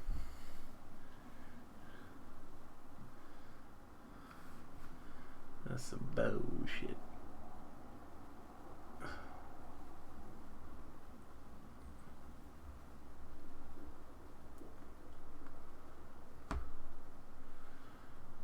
Can't even get a singular fucking bunch of bananas. Oh, hey guys, look, fucking what's his face? Warmongering orc I'm forgetting the name of. Fucking, Garrosh. Yeah, oh, hey guys, Garrosh is back. He was corrupted by the jailer the whole time. He's not ready to be the leader of the Horde again. Thrall just snaps up like, bitch, what? And then he just breaks his spine because he got too close. And then Thrall dies, and everybody's like, yay. Finally somebody dealt with that asshole. That prejudiced asshole. Thought he had all the rights in the world to spit on orc culture. Well, orc culture is now shitting down his throat. His face is now the new latrine in Orgrimmar. Yeah, with the pathway to the Shadowlands open, does that mean that nobody gets to die anymore? If they just go into the Shadowlands and everybody's like, okay, hey, yeah, come back out of the Shadowlands to take you with us. Effectively. Good. So WoW has now entered in its endless cyclical cycle. Now people are going to have to be banished to the Shadow Realm to actually die. At the same time, they can't leave essentially without you, so you control the up and the down and the horizontal.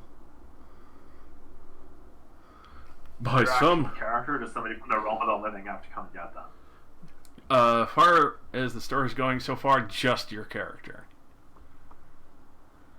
Oh, good. So now, then you get to be the errand boy who revives the leaders from the dead every single time. So in a revised situation containing the kidnapping of the human king, he just commits suicide with a vest and then gets brought back out of the Shadowlands 10 minutes later.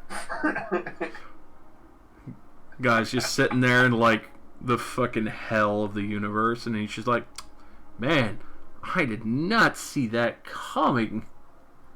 Who would have thought strapping 5,000 alchemist fires to myself and walking into Ogrimar's orphanage was a bad idea? My bad, guys.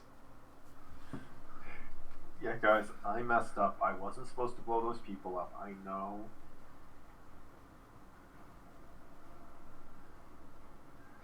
Give me another chance. I'll fix it. All the children that he blew up are just like sitting around him crying.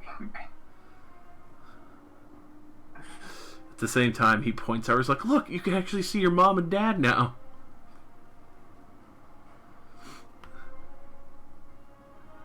Because let's face it, a lot of the fucking orphans in WoW are definitely not from fucking abandonment.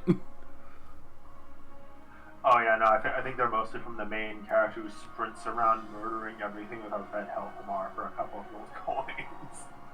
Daddy? Pretty sure you created like millions of orphans over the career of leveling to maximum, especially back when leveling was a lot slower. It's a beautiful thought, too, to think of. It's just like, you don't even fucking spare the children. It's just like when people go on those fucking NPC murder rampages, even though they block children, like, realistically, you're probably just murdering, like, thousands of them.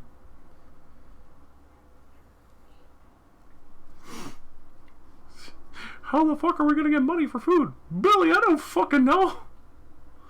I've been 12 for, like, 50 fucking years.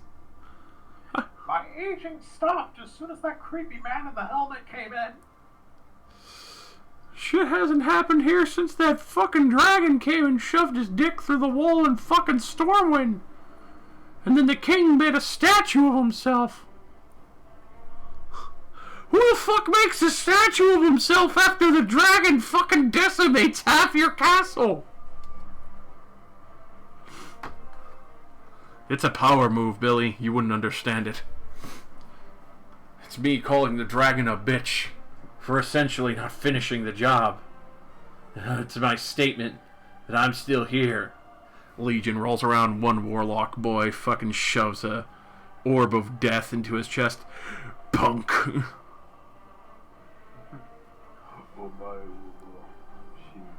Yeah, where the fuck is Varian? We got Garrosh and all that. Fuck that, man. Where's Varian? I don't know. I'm sure he'll crawl out of some crevasse to possibly also leave the Alliance. I mean, to be fair, who cares about Varian when you could get Arthas? He's a way better character. Definitely a lot more fucking interesting, to say the least. Yeah. I feel like Varian's gonna be like, no, Arthas, you must leave. You are clearly more skilled. Also, technically, the royal line of succession can't continue because you're from an earlier generation. Your bloodline is quite literally no longer legally able to claim the throne. Like, your entire lineage was fucking erased with your dad when you killed him, you sick fuck. Then Arthas' father rounds the corner of him and he's like, hey son, remember when you fucking stabbed me? You fucked up the entire kingdom. Now you get to sit here in hell with me. Look at that sick, edgy one-liner when you stab you through the chest. And Yeah. dramatic cutaway. You're the worst son ever. It's been echoing through Lordaeron ever since it happened. And now you get to hear it for as long as this game has been existing online. Father, that's like 25 years. I know. Get in. Guess what? In hell, you get everything paid back in quadruple. So it's gonna be 100 years in the ass chamber for you, son. And we'll see how you like edgy one-liners and getting stabbed in the chest. That would be so fucked up. Like, if you went to hell, and it's like, well, to avoid going to hell, you essentially have to be forgiven by everyone. And then it's just like, oh, that should be easy. I haven't wronged anyone. Cuts over classic, like, from video game, except to everyone who's played D&D. And it's every NPC they've ever fought.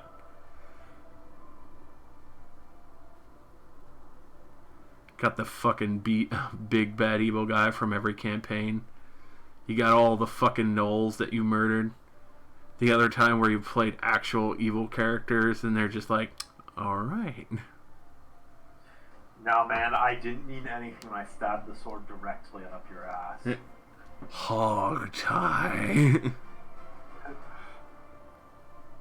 Hey, to be fair, I also killed Hogtie myself, so I think you can actually...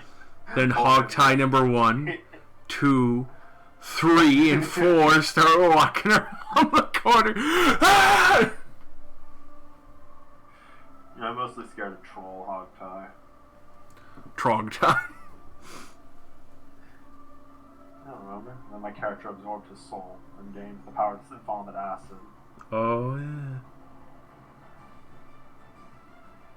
Just more amused that somehow I stood and ate fucking, what was it, like 6, 7 hits all to me from a fucking Chaos Troll. I just fucking kept chugging. Oh, that shit was brutal.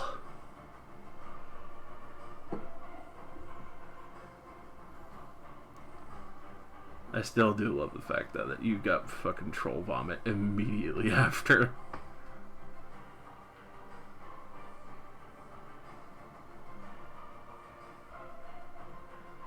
So sad that campaign didn't continue. It was going so well. I mean, it was going really well until Ken decided to recruit like 30 roll 20 randoms to that he apparently like barely vetted. Oh yeah, that shit went bad real fast. I remember that shit. Pretty much all of them were terrible, save for the guy who played the elf that we had like at the start of the game, who we've never talked to again. Yeah.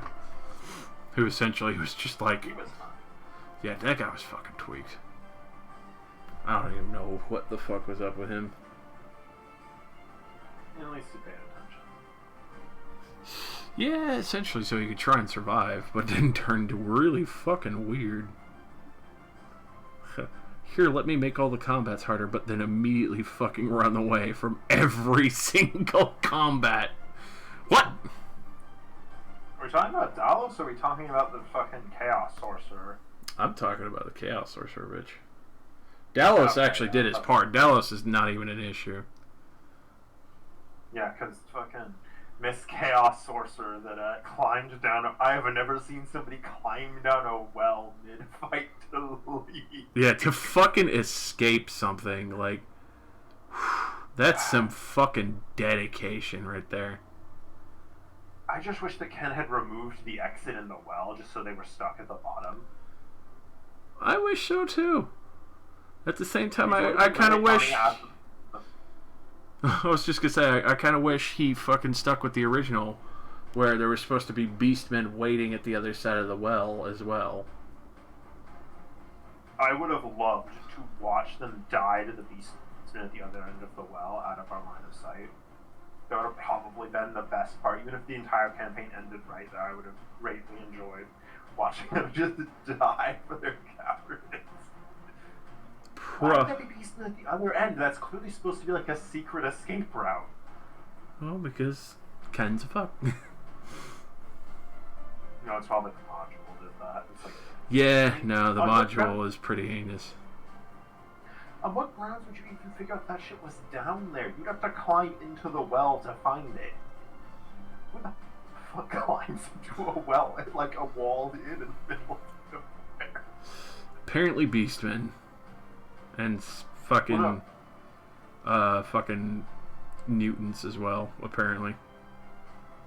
Oh yeah, the mutants came out of the well, didn't they? I guess that was supposed to be our hint. Somehow everyone and their fucking mother knew that this entire fucking inn was compromised. And everyone knew the secret entrance from the well, so it's like, why the fuck is there a wall here? I mean, it could be reasonably assumed that the mutants killed the previous occupants of the inn and were hiding in there for more people to show up. That's probably what happened. Well, that's what I assumed. Because usually a well doesn't fucking lead to an opening. That's why it's a well. That's kind of yeah, it's a lot of work to be able to do that when you get rubble in the fucking water. Unless you fucking accidentally discover a natural cave. Or, by circumstance, followed a natural cave to it to make it inside the keep. And which is still a fucking breakneck and a half fucking effort. Yeah, I can't believe that place even had a well. I can understand it for the safety. And they did it maybe just on a lazy side when they first discovered and made it. But that's still such a fucking stretch. I'll never get over the fucking halfling that lit the inn on fire. I don't want to, because that shit was fucking hilariously bad. Like, oh yeah, he said burn him with fire, I'm gonna light the inn on fire. It's like, what? We fucking sleep here. Everybody's asleep and there's only one exit. What are you doing? Burn the fucking... Hey. I'm gonna climb on top of the burning inn. All's well should be connected to the... all wells connected to the Underdark. I agree with you, Luke. That would be an excellent fucking standpoint. Just put all wells connected straight to the fucking Underdark. That way, whenever a drow attacks you, I can fucking explain it. The drow always find me. I don't know how. Do you sleep near wells? Yeah. Yes. I like to drink water. That's how. There's your They answer. look down into the well. There's several like drow assassins climbing out with like their hand crossbows in their teeth. There's like 30 drow fucking strapped ready to rock. Just like, oh fuck, you look down. Everyone go!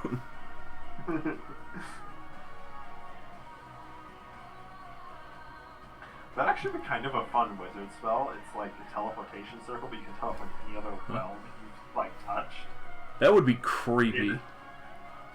And in order to use it, you have to jump into the well, which then you fly out of the well at the other location.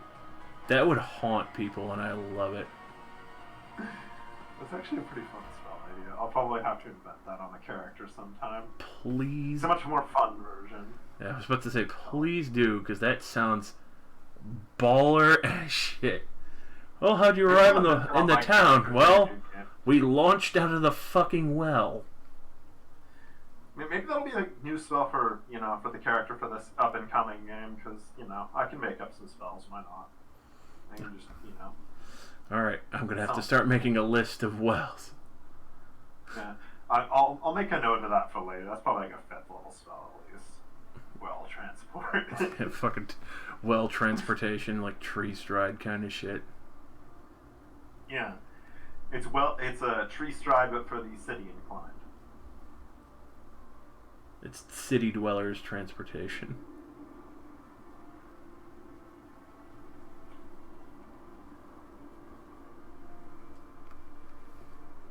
Also, you get to piss off the town by having a bunch of grimy, ugly people go jump into the well. Fucking well suicide rate skyrocketed this week. You just see like 6 people running through town getting chased by their guards. They all jump in the well. And the guard's like, what the fuck are they doing? Did they just kill themselves? They're gone. They must have drowned themselves at the bottom. They sank immediately. That one guy was wearing plate mail. Meanwhile, somewhere in another section of the world, what the? That guy just fly out of the well wearing plate mail? Fly out like Iron Man and just like smash a small child. Drink. At that point, you just have to jump in the well again. And you're like, fuck, and just start running again. Wrong well. If you miscast, you end up in a well, fucking in a completely different location, but made of the same stone. That's why I assumed it was like tree stride, where you had to, find transport via plants, or you had to find it first. But I like that even more, that you have to have destinations memorized, so you can just end up in a different well. If you don't have the silt or something from each of those wells at the bottom, you can't automatically transport there without at least memorizing it. Yeah, or like a pebble or a bit of a rope from the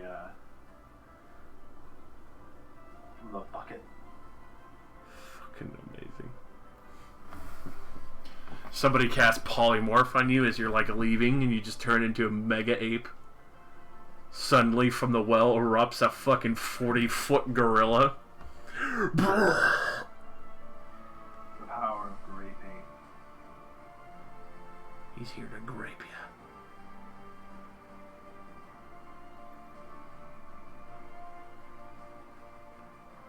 Some people say he's pretty grape.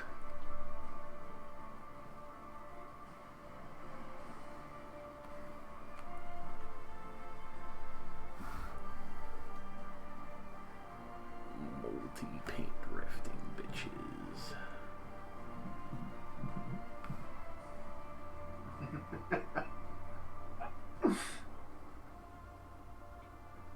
It's even better if you cast it and just throw a fucking boulder through. Obviously it has to be sized to fit down the well, but you cast it and you just yeet that bitch. Somebody on the other side is trying to just get a bucket of water, and they get their fucking face caved in by a fucking 30-pound rock. Just. With very specific weaponry applications, where you turn a well sideways to launch cannonballs using like portal physics. You hire a goblin mercenary army. Get in the well. Okay, boss.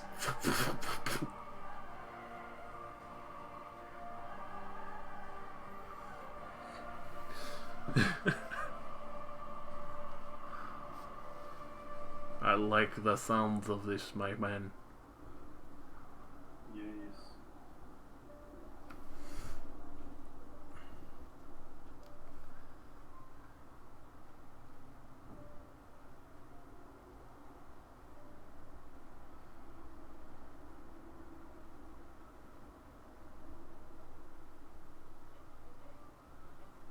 Hell yeah, boy. Hell yeah.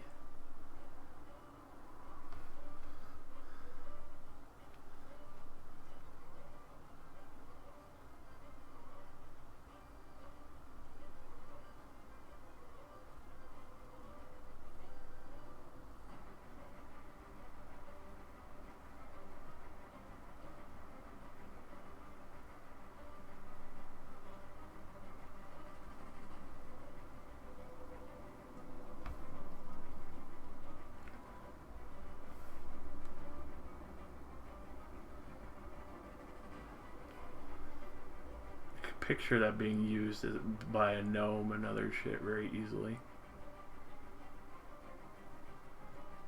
Just seems like a very Feywild thing. Yeah, I'm sure there's plenty of actual like Fey Well, teleportation. tales. Yeah, I feel like that sounds like exactly like something that like we talked about in like an old English song, like the fairies climb out of the well at night if you're a bad boy. They're coming to bop your ass and tell you to fucking behave once in a while.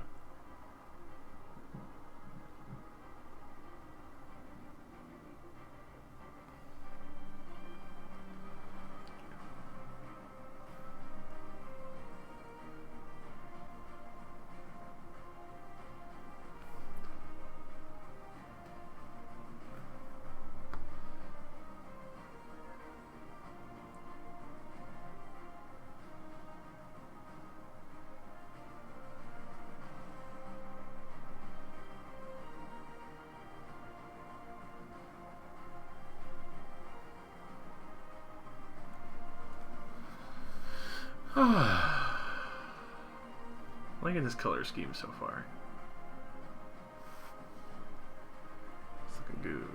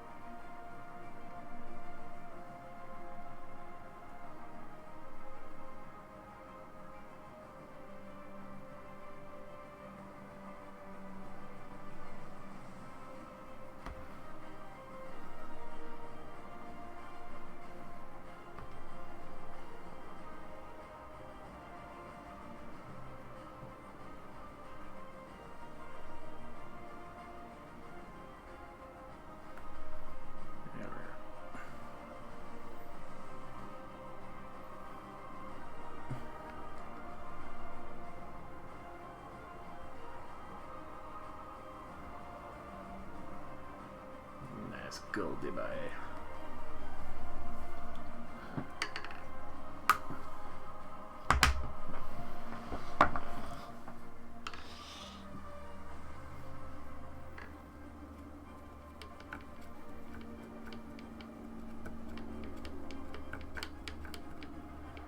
Hell yeah, bro. Hell yeah.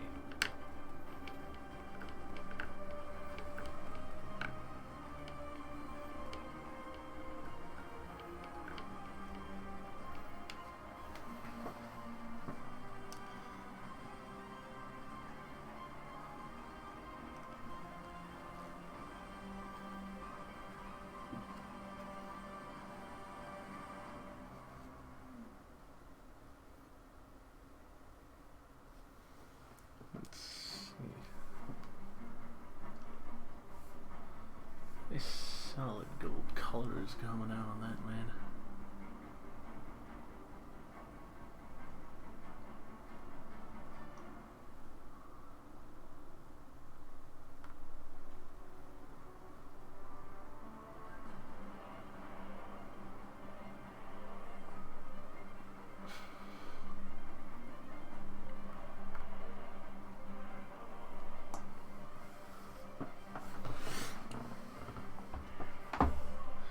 Let's see. Probably.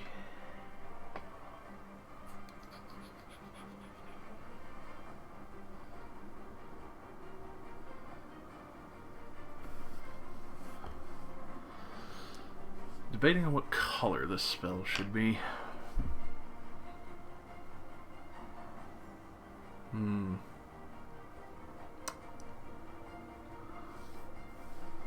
Could do it with like a white orb. Maybe even try like a blue fire, or even just to go full out with a green flame.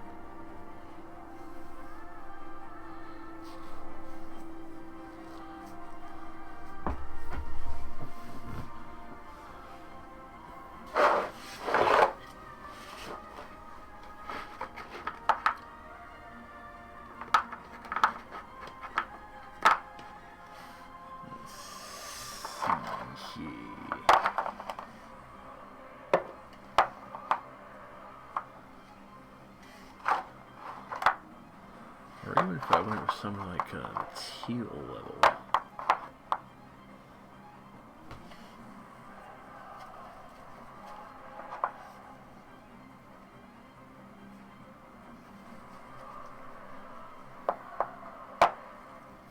Actually, Sotek green would work really, really well for this.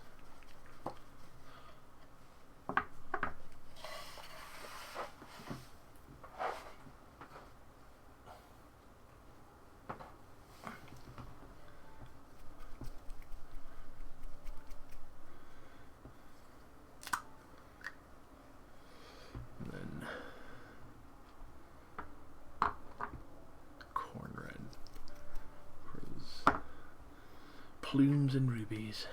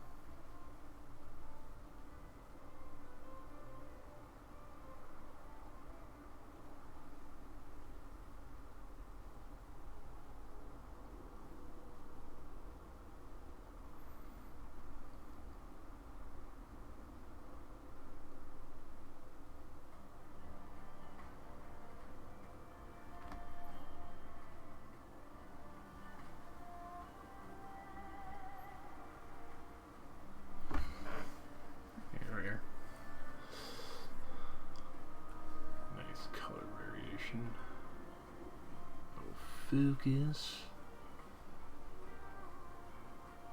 Or that brighter blue versus the cloak.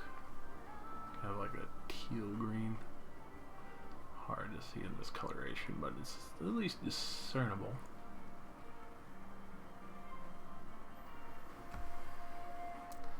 I figured I'd probably go with a little bit of a white highlight for the flames on it. The Arcane Wisps.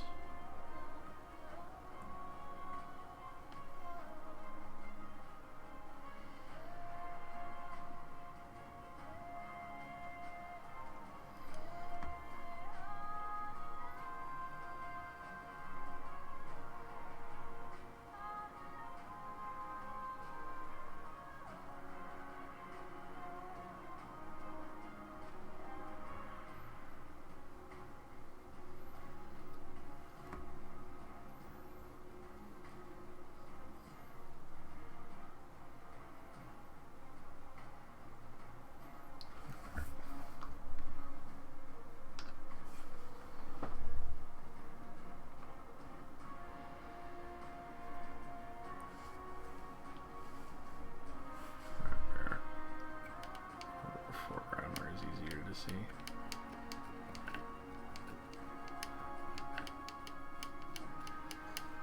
For the wizard, no, it's more of a magic orb that they're casting. Hand outstretched with the one sword in hand.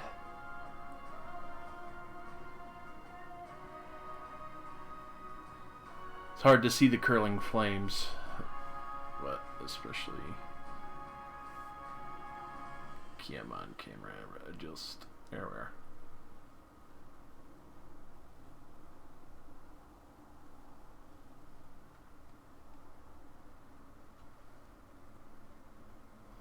Because this isn't one of the Idenethdiefkin. This is one of my original high elves before they were kind of closed off market-wise. This is one of the high elf, I believe, Phoenix Mages.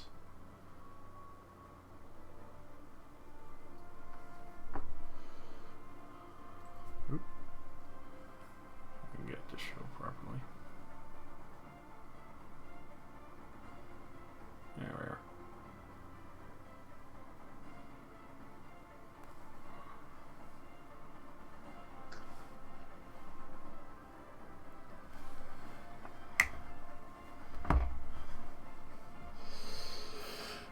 Which now go over certain parts with red, like certain pieces of ruby in the helmet plume.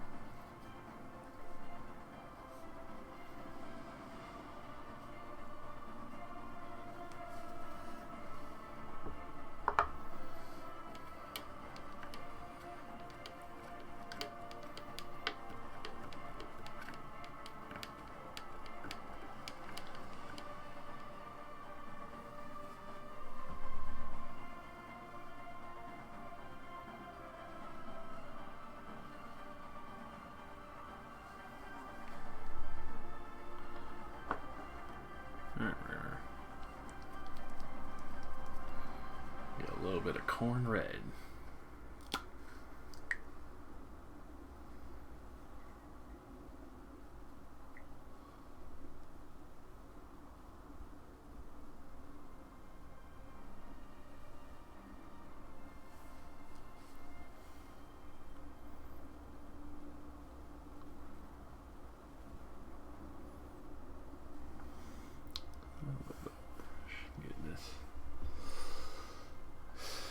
Semi-delicate.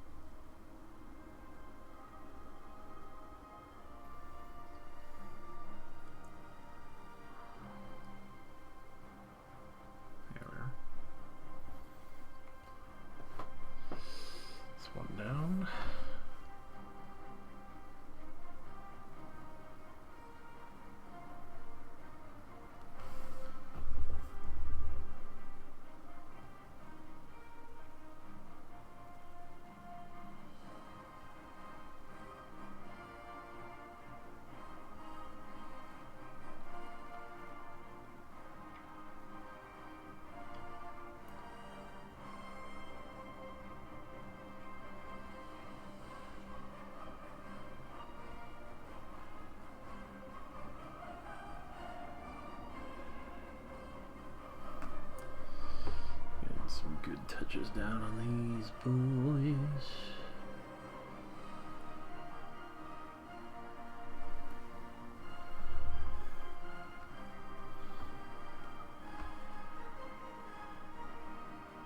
Probably have to redo some of these rubies later, but I just want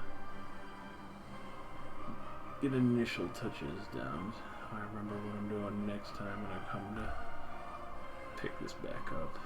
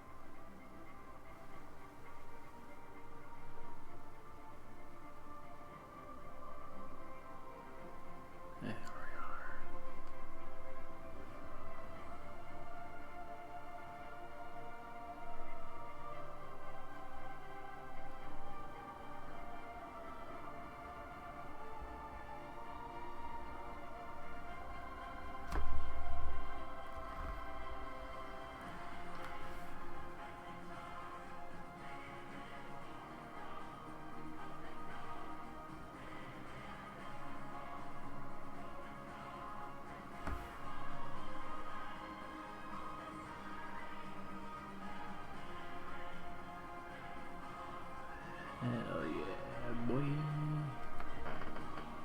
Hell yeah, that's what I like to see.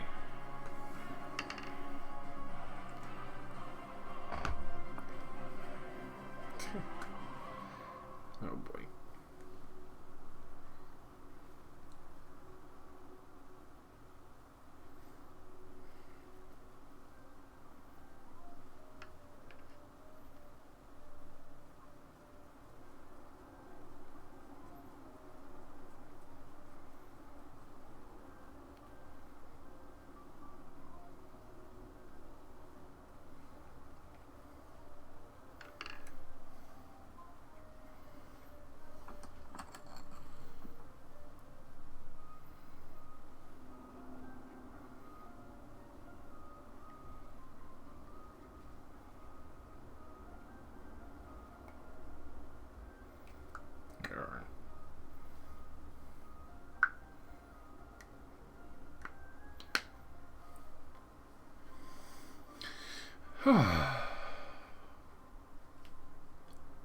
Getting rid of all of my fucking hands.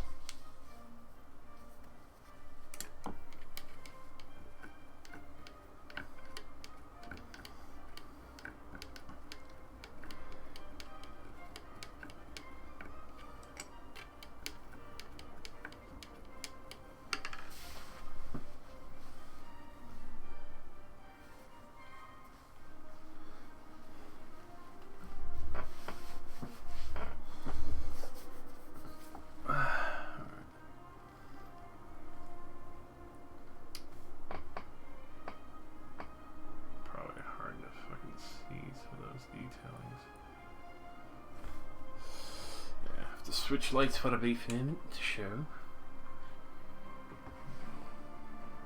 Two right now.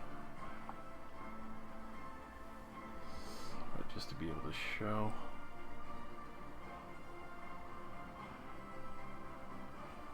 Even on the sword, getting those 2 rubies there. Various rubies on the chest. Even back of the sword there. Back of the helm cover.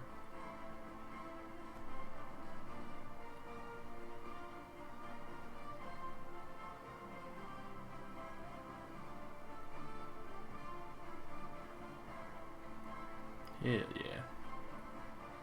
I might have to redo the rubies a little bit more, but I wanted to just get those down so I have essentially an idea of where they're at. He's looking shiny.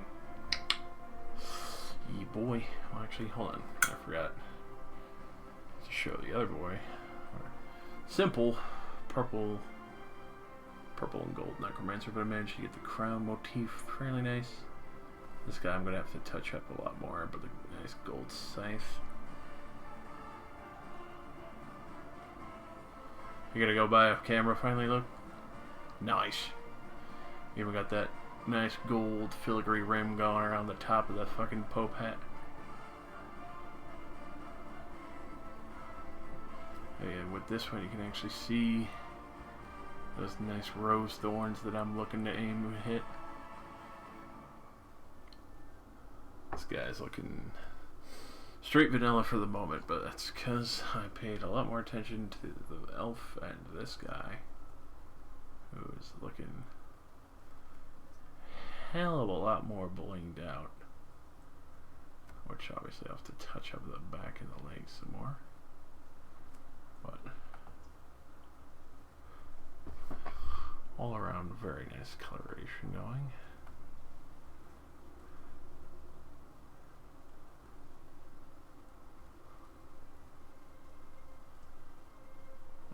All those nice gold details in there on the inner side and everything.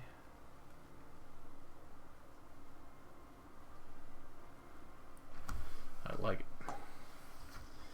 Looking sexy.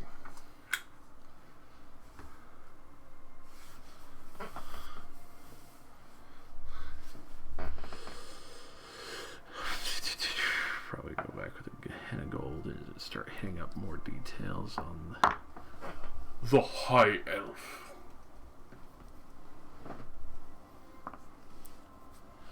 Question is, do I want to use this bad boy or the current bad boy I'm using? Or I could go, oh no, that would be my smallest brush that I have. Or I could splurge a little bit of a fine point. Just shave that singular out of place hair there. There we are. We're gonna splurge a little with a fresh brush. Just so we can try and hit that gold filigree nice and right with the Gehenna gold, making it look real pretty like it should.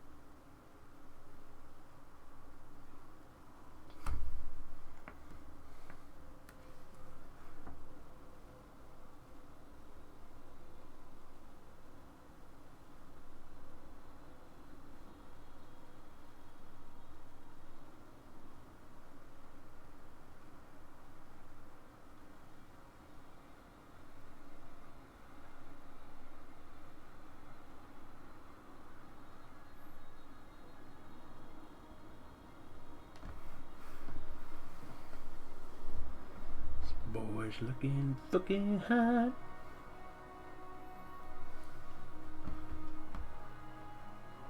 Oh yeah.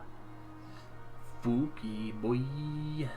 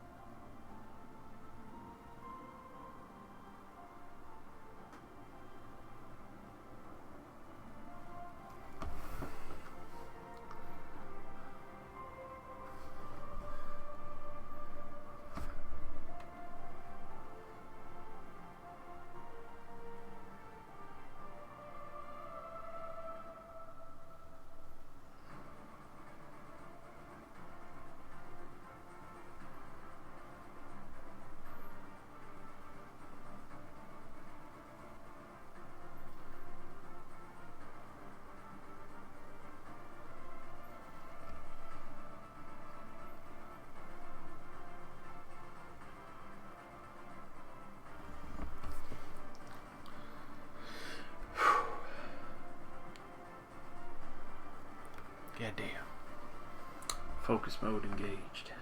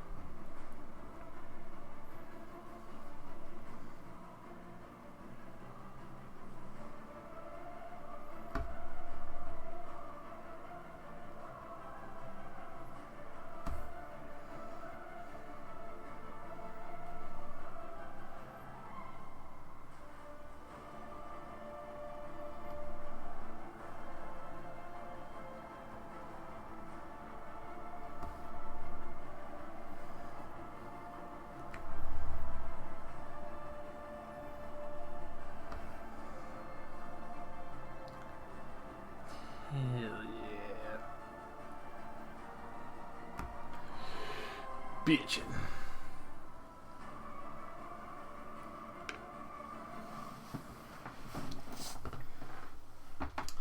Round 2, electric boogaloo.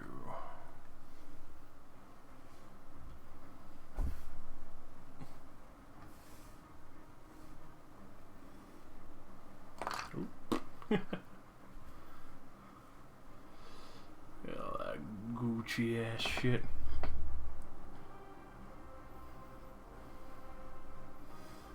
There's so much fucking detail, it's actually getting washed out here. Or darkens up a little bit.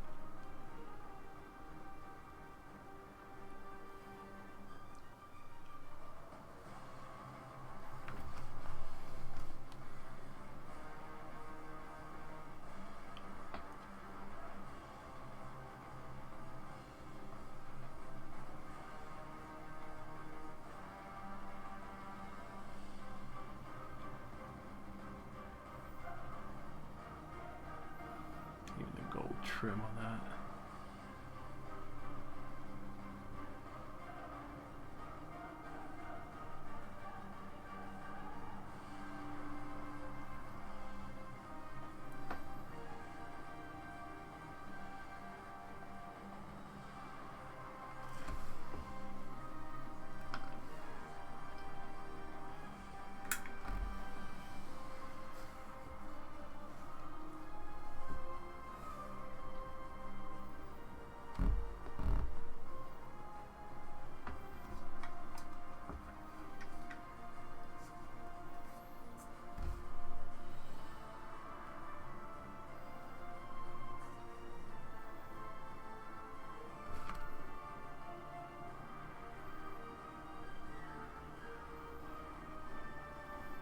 Hell yeah.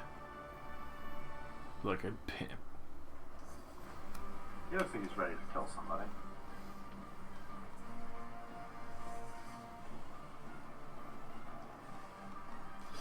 Ready to fucking murder.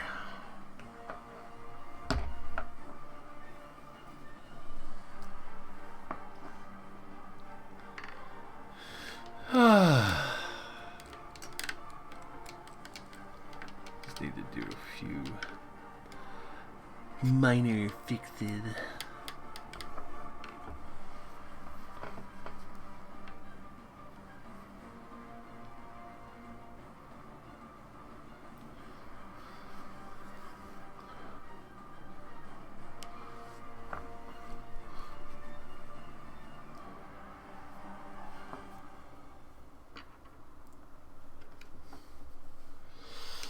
I'm feeling fucking fresh and fragrant.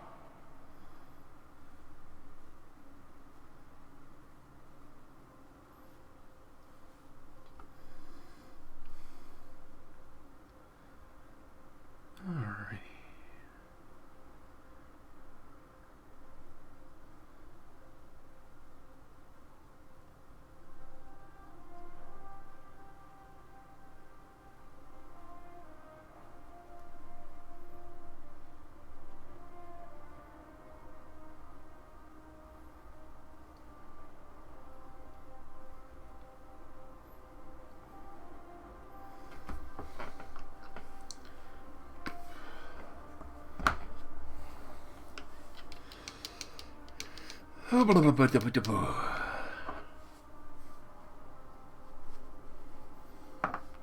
hit some of these spots. Linoleum oil to darken it up, and then the others. Drag it off Nightshade.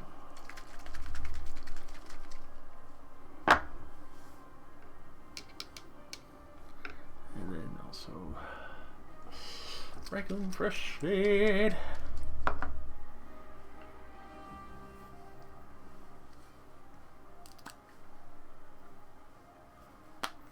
Yeah, first I'll do Null Oil.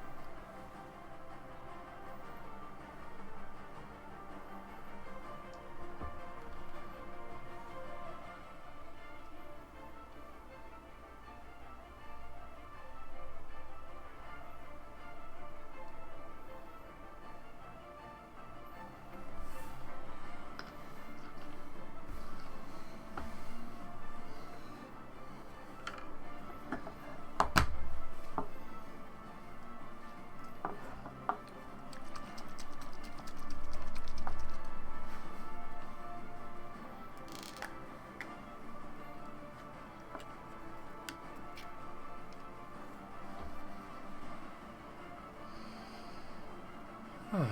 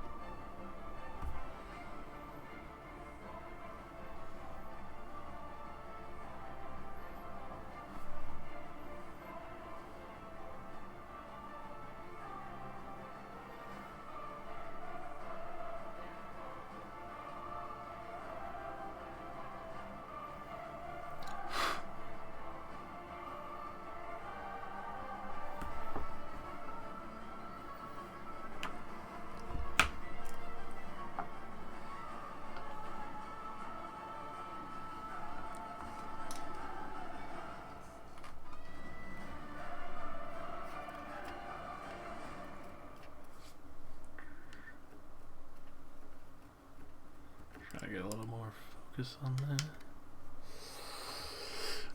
I'll worry about it once I finish getting the last of the shaders done before moving on to finer details.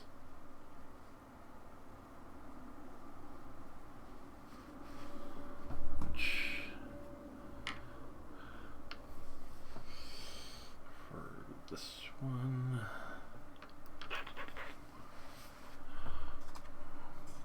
be a little more liberal with our application for this one, because this is the cloak.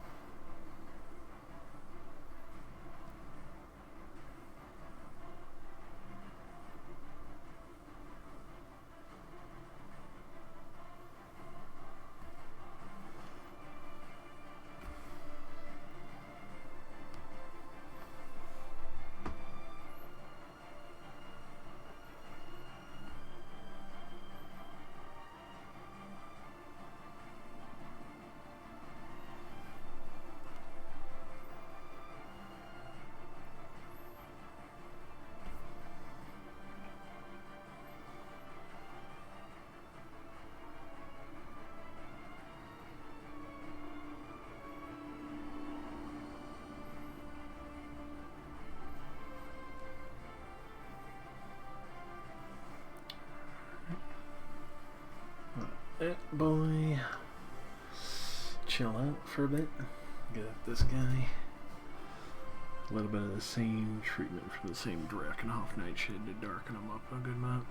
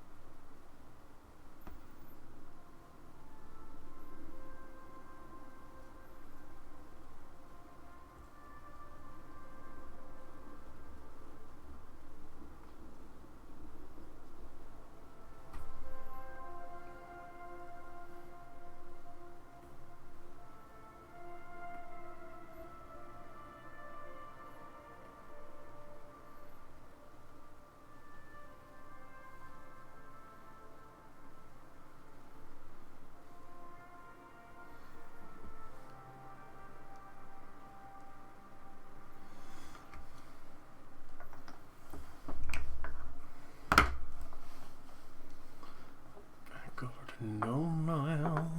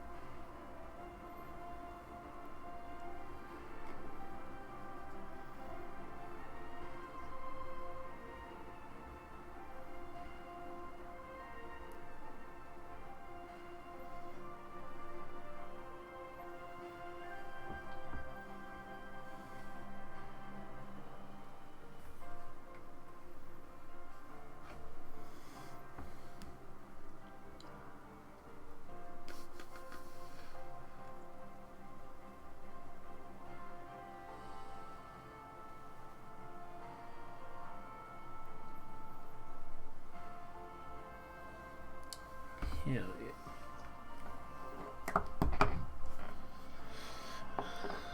Jump to a more vibrant color.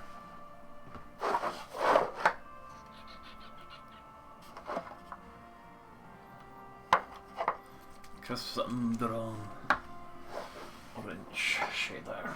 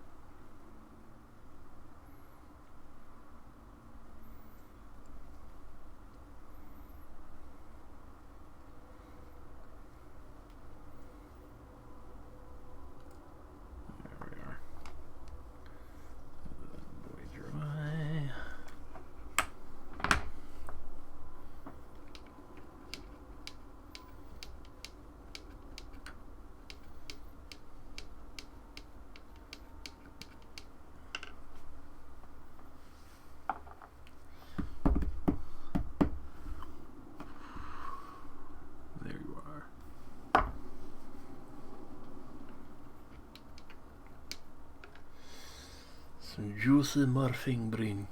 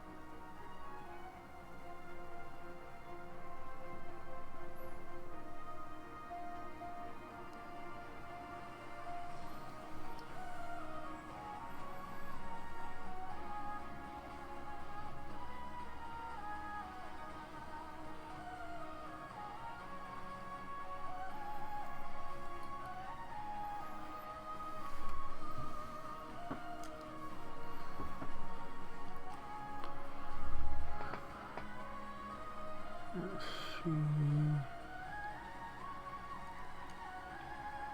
That should do it.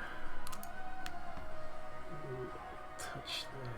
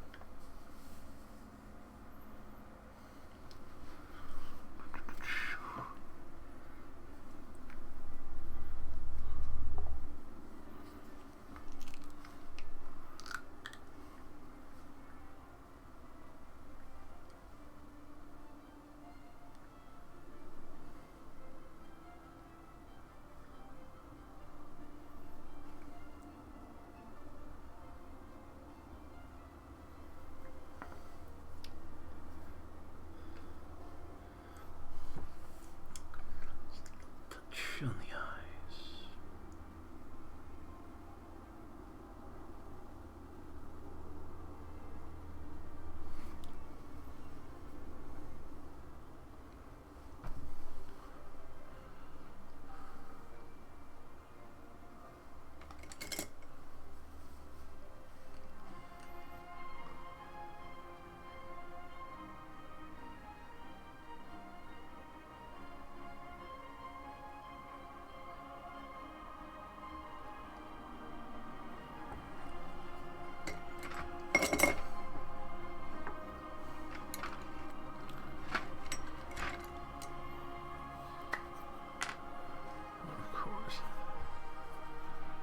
One bristle fell off.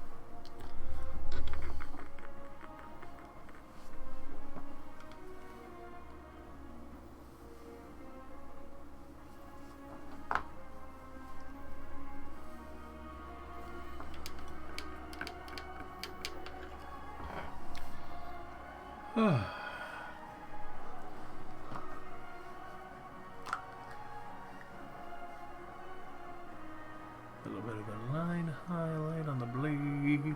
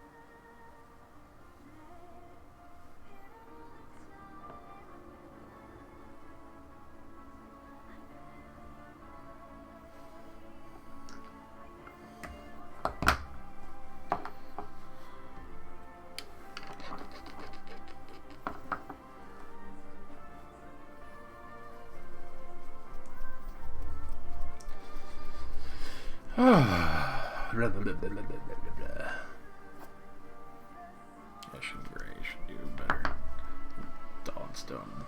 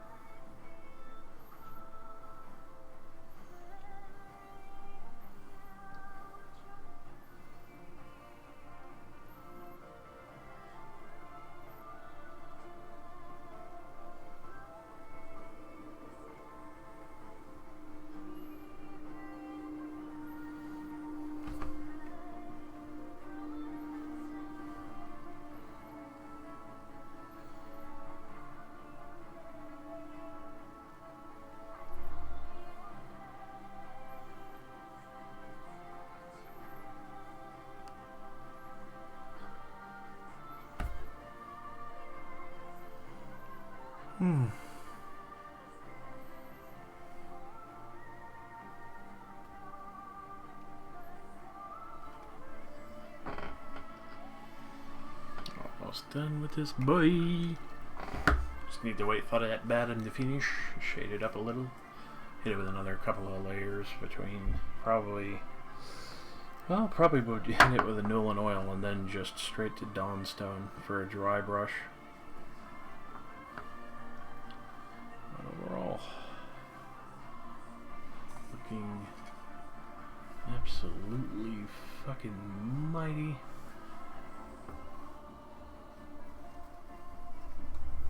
Which I'll have to do a quick turn off and then turn the light back on. Holy fuck, shit on with the dragon. Woo!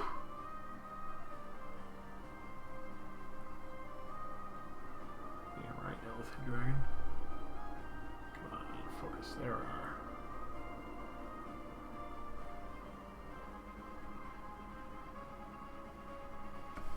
Don't want to handle this too much there. But the color. Come on, light, tone down a little bit. It's not that fucking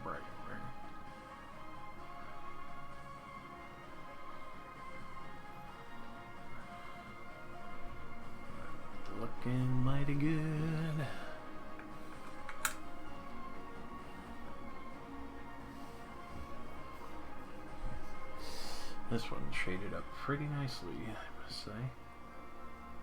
Oh, of course I have to turn back on the brightness, turn off the blend. There we are.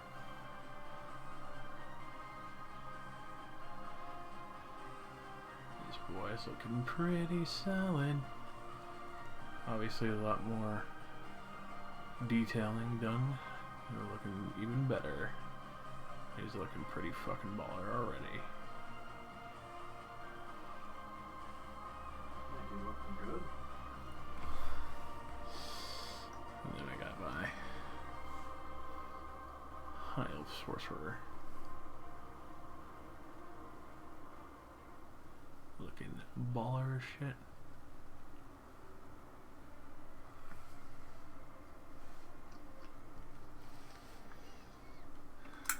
Yes, sir. I like it. I like it a lot. Very proud of me, boys. Yeah, boy. They're looking a metaphone, if I might say so.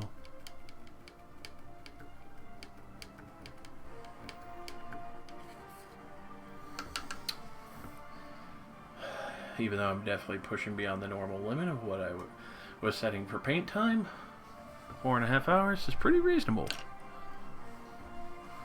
Especially for high level detail. I'm trying to keep that between the 3 various models. Necromancer has gotten neglected a good portion this day, but at least he's got some base colors on him. He's got his gold and purple and his regular fucking, not Bugman's Flesh. What is this?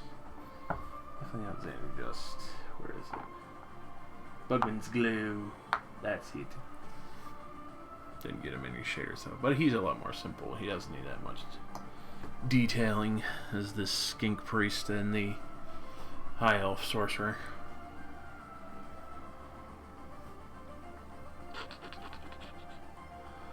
Which bottom of that should be. Skink Priest sounds like a racial slur. You fucking Skink Priest! Yeah, you dirty skink. Get out of here. Skink priests are fucking disgusting. Using all the natural magics of the world and shit to their, you know, avail. There's something not natural about it. Well, I mean, it is natural, but it ain't natural. Fuck you, you know what I mean. Turbo heretic.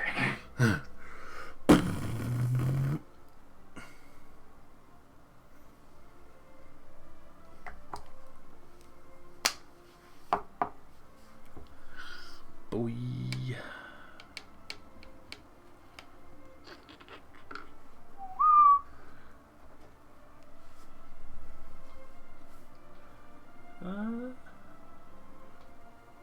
Maybe a bit stronger, eh?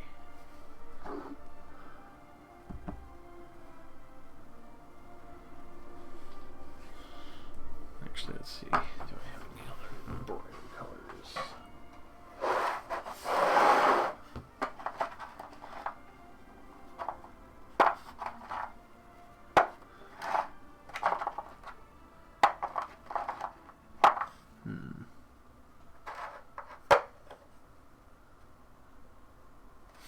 Ooh, yeah. Baroth Blue.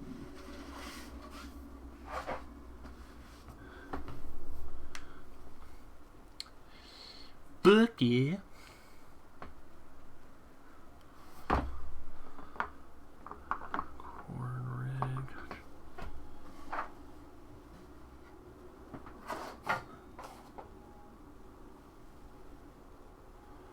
There we are. West Dhaka red. That's what I'm looking for.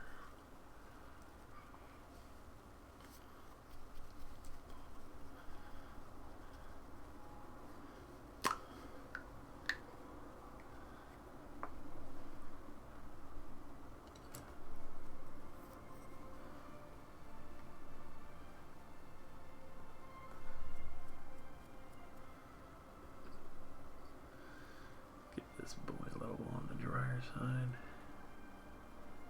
Start hitting them highlights.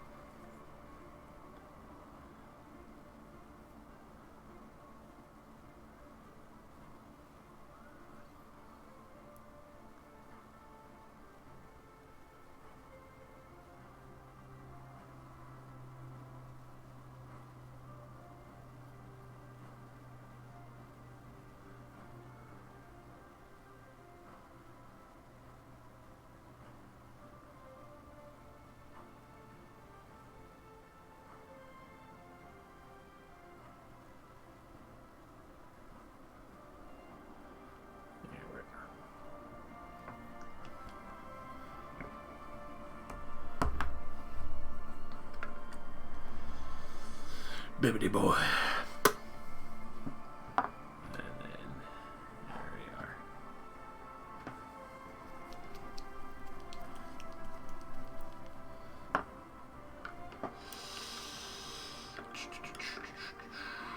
Move off the shader. That's good to go.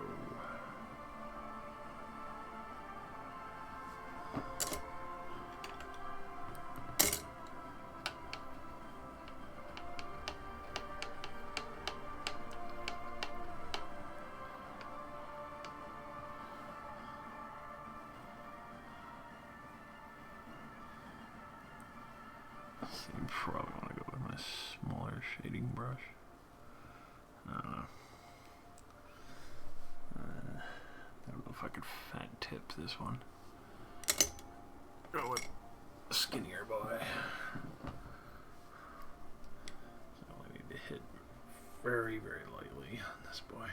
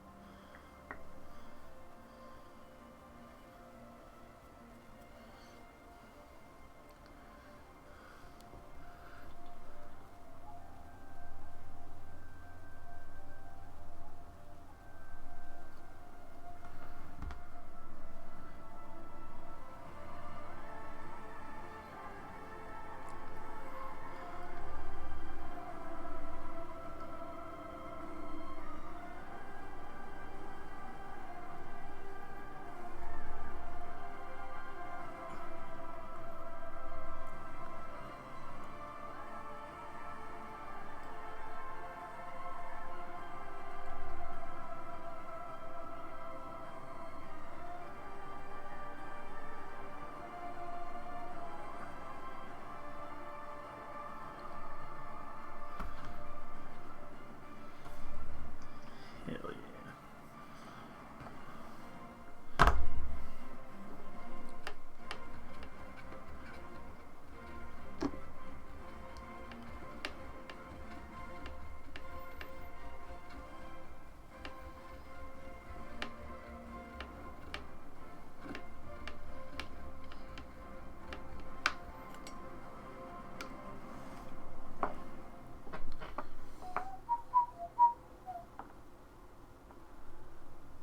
Feeling good and happy.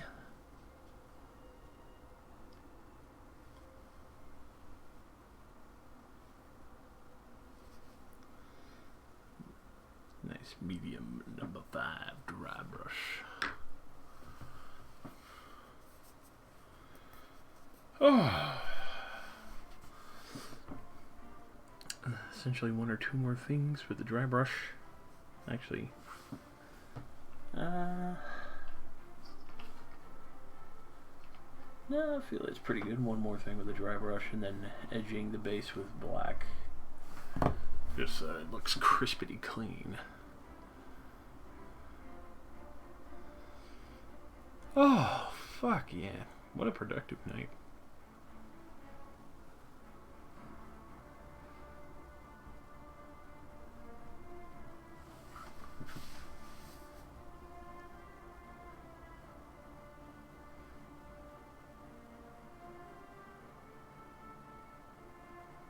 Oh, I'm loving how this came out.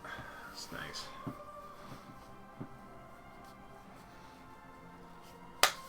A classic sparkly fucking high elf boy sorcerer.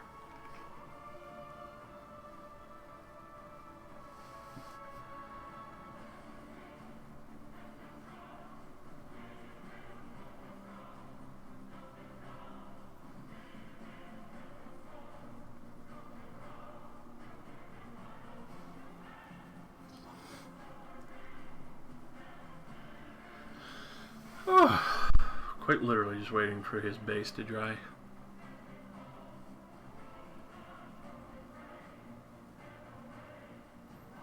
Yeah, I can hit it with the Dawnstone and the Abaddon Black.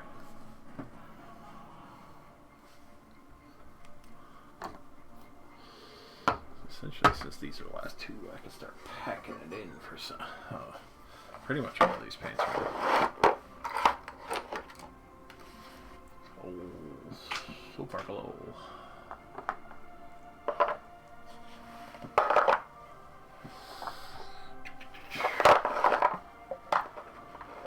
If you don't carry your pints around in an old wooden box, you're not a real painter. No, I'm fucking with you. It's because I multitask my computer work streaming desk with the delicious fucking tabletop painting. Also because I'm not rich enough to have a huge ass rig set just for painting. So I make do, and it's good. It looks good. It feels good, because it is good. Granted. A lot of paint. Oh hell yeah. Yeah. Paint.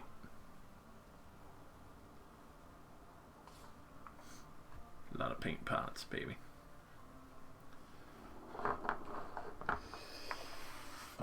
I think the second poor man's box.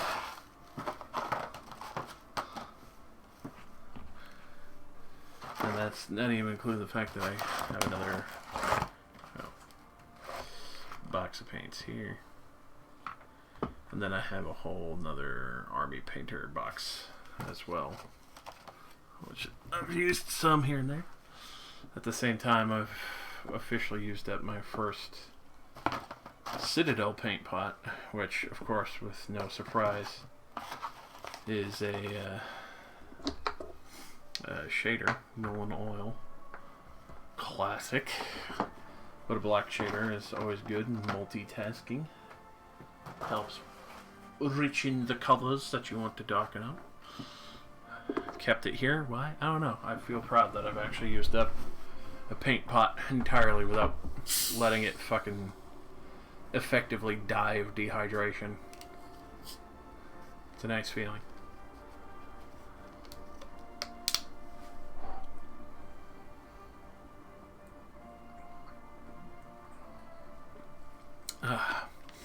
And it works out anyway, since I started effectively late today.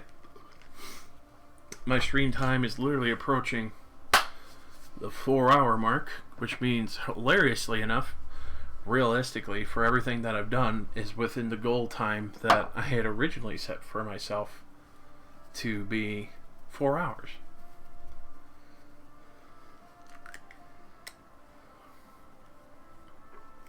And it's pure fucking hotness, and I love it.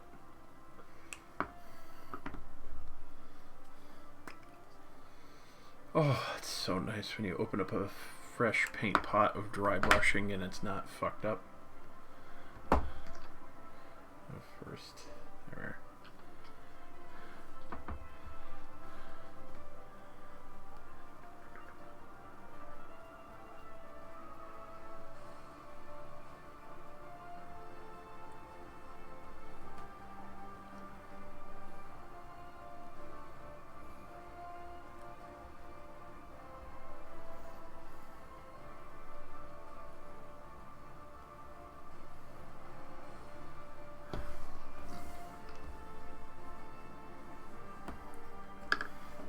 Hell yeah.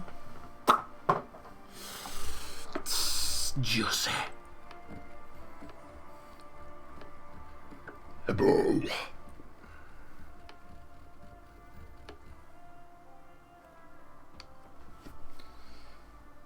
My hand looks like a fucking rainbow.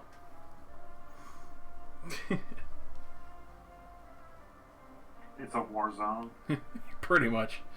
A war zone of every paint that was on my palette today. Let's see, do I want to fat brush this or do I want to mini brush this? Realistically, it don't matter. I just need it to be clean. So, fuck it, we'll fat brush it.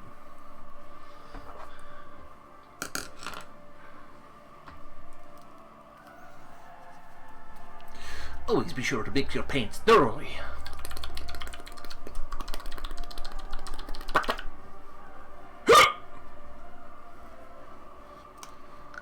This is what we call the celebratory spasm at the end of the night. where all my focus dissolves. Because I'm finally Odun.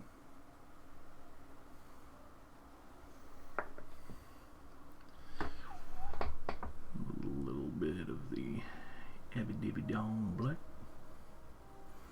Make them sides look super pretty.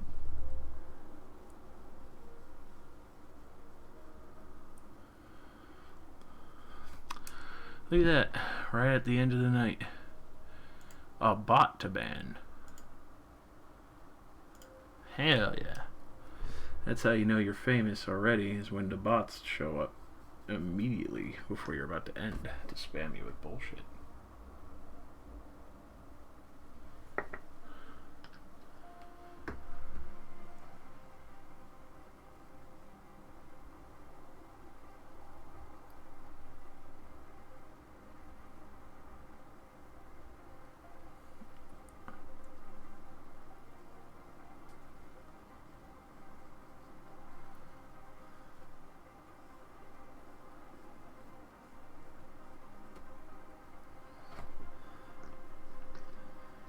Oh, fuck yeah. We are done. Let that dry a little bit before I handle it again. Then we get a few glamour shots.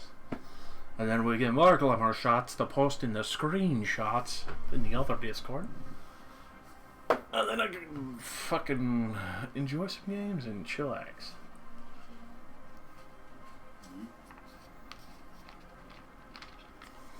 Always remember, ginger ale is fucking delicious. Especially Canada Dry.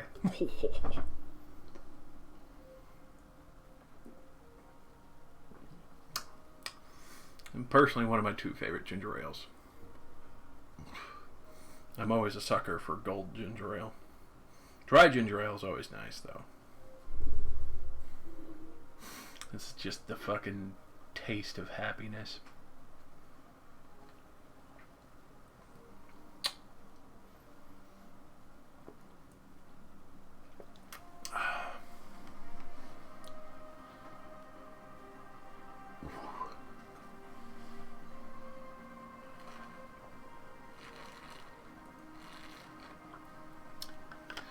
Either way, excuse my fucking vocal cords. Position the light down there. Get some juicy color. Show off thine purple necromancer. Cool.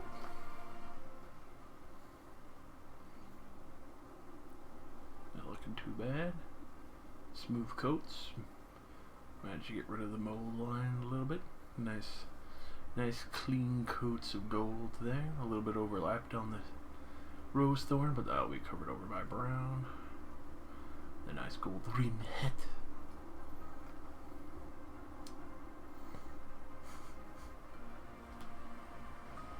Smells like fire waiting to happen.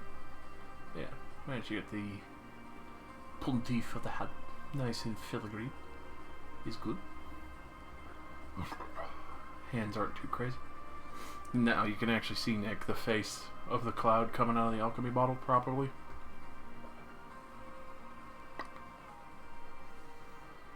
It's good shit. I love how the wizard is like half surprised, like, oh fuck, that worked. Oh shit, this is bad. I fucking forgot the cork, man. I thought that was a healing potion. Son of a bitch. Very nice. Come on, focus. Yeah, there we go. Our golden star priest of many colors. Looking nice. Obviously this boy's gonna need a fair bit more work, but he's already coming along nice. He's looking good. He's looking solid. Got excellent coloration.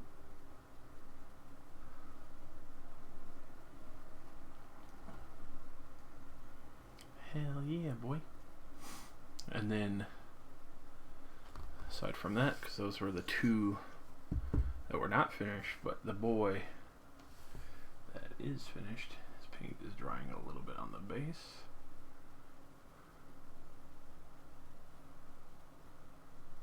Hell yeah.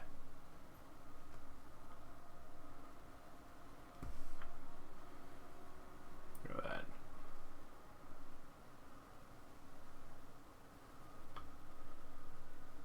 We got all the fucking rubies on that boy. Nice gold filigree. I got the stone painted. He got the spell fucking erupting from his palm in a darker coloration towards the front. Got that nice swirling orb effect. Oh, even got his cloak. Nice and beautiful. Beautifully shaded there. Come on. I know my palm isn't flat and you got a square base. Even the ruby in the back, look at that shit. That has super sexy detail. I'm so fucking happy with tonight. Got that nice gray stonework that he's stepping on. Yeah, the little blue fireball thing looks very nice. It's very swirly. Hell yeah, man. Even she gets pouch and shit tucked under there. Even managed to get his pants to show up a little bit with a nice tan white there, mixed it in. Belt buckles up front, tied around. This man is ready to warcast for an army. It's hard to tell with all the mixtures, but even got the neck ties separated by color there. Come on. Focus. Focus. A nice mix of all those gold and browns and the reds. Here, hold on. This might assist it in the coloration a little bit. There we go. Hell yeah. Look at that. See all that beautiful fucking shade work and that nice mix of gold, brown, blue, the silver, the fucking white pantaloons and all. This man is fucking ready. It's fucking raw. Fucking raw. Alrighty. With that, for those who are watching that aren't here in the chat with me, thank you for tuning in. Next week, I'll be painting more. Same time, 8 o'clock Eastern Standard Time. If you do not know it, it's in the schedule. Part of the Game Barons. If you want to check everyone else out, you can check out the Furry Bear, which is Matt. Tarazi, which is Rossi, obviously. Flip Essence, which is Phil. And the other person I'll be sailing and playing Sea of Thieves later tomorrow, midnight. So, check that shit out. And I'm going to be trying to make this nice little art segment a regular weekly thing. So, minimum at least 4 hours. And we'll see where it goes. Obviously, a lot of passion for this. Keep it rolling.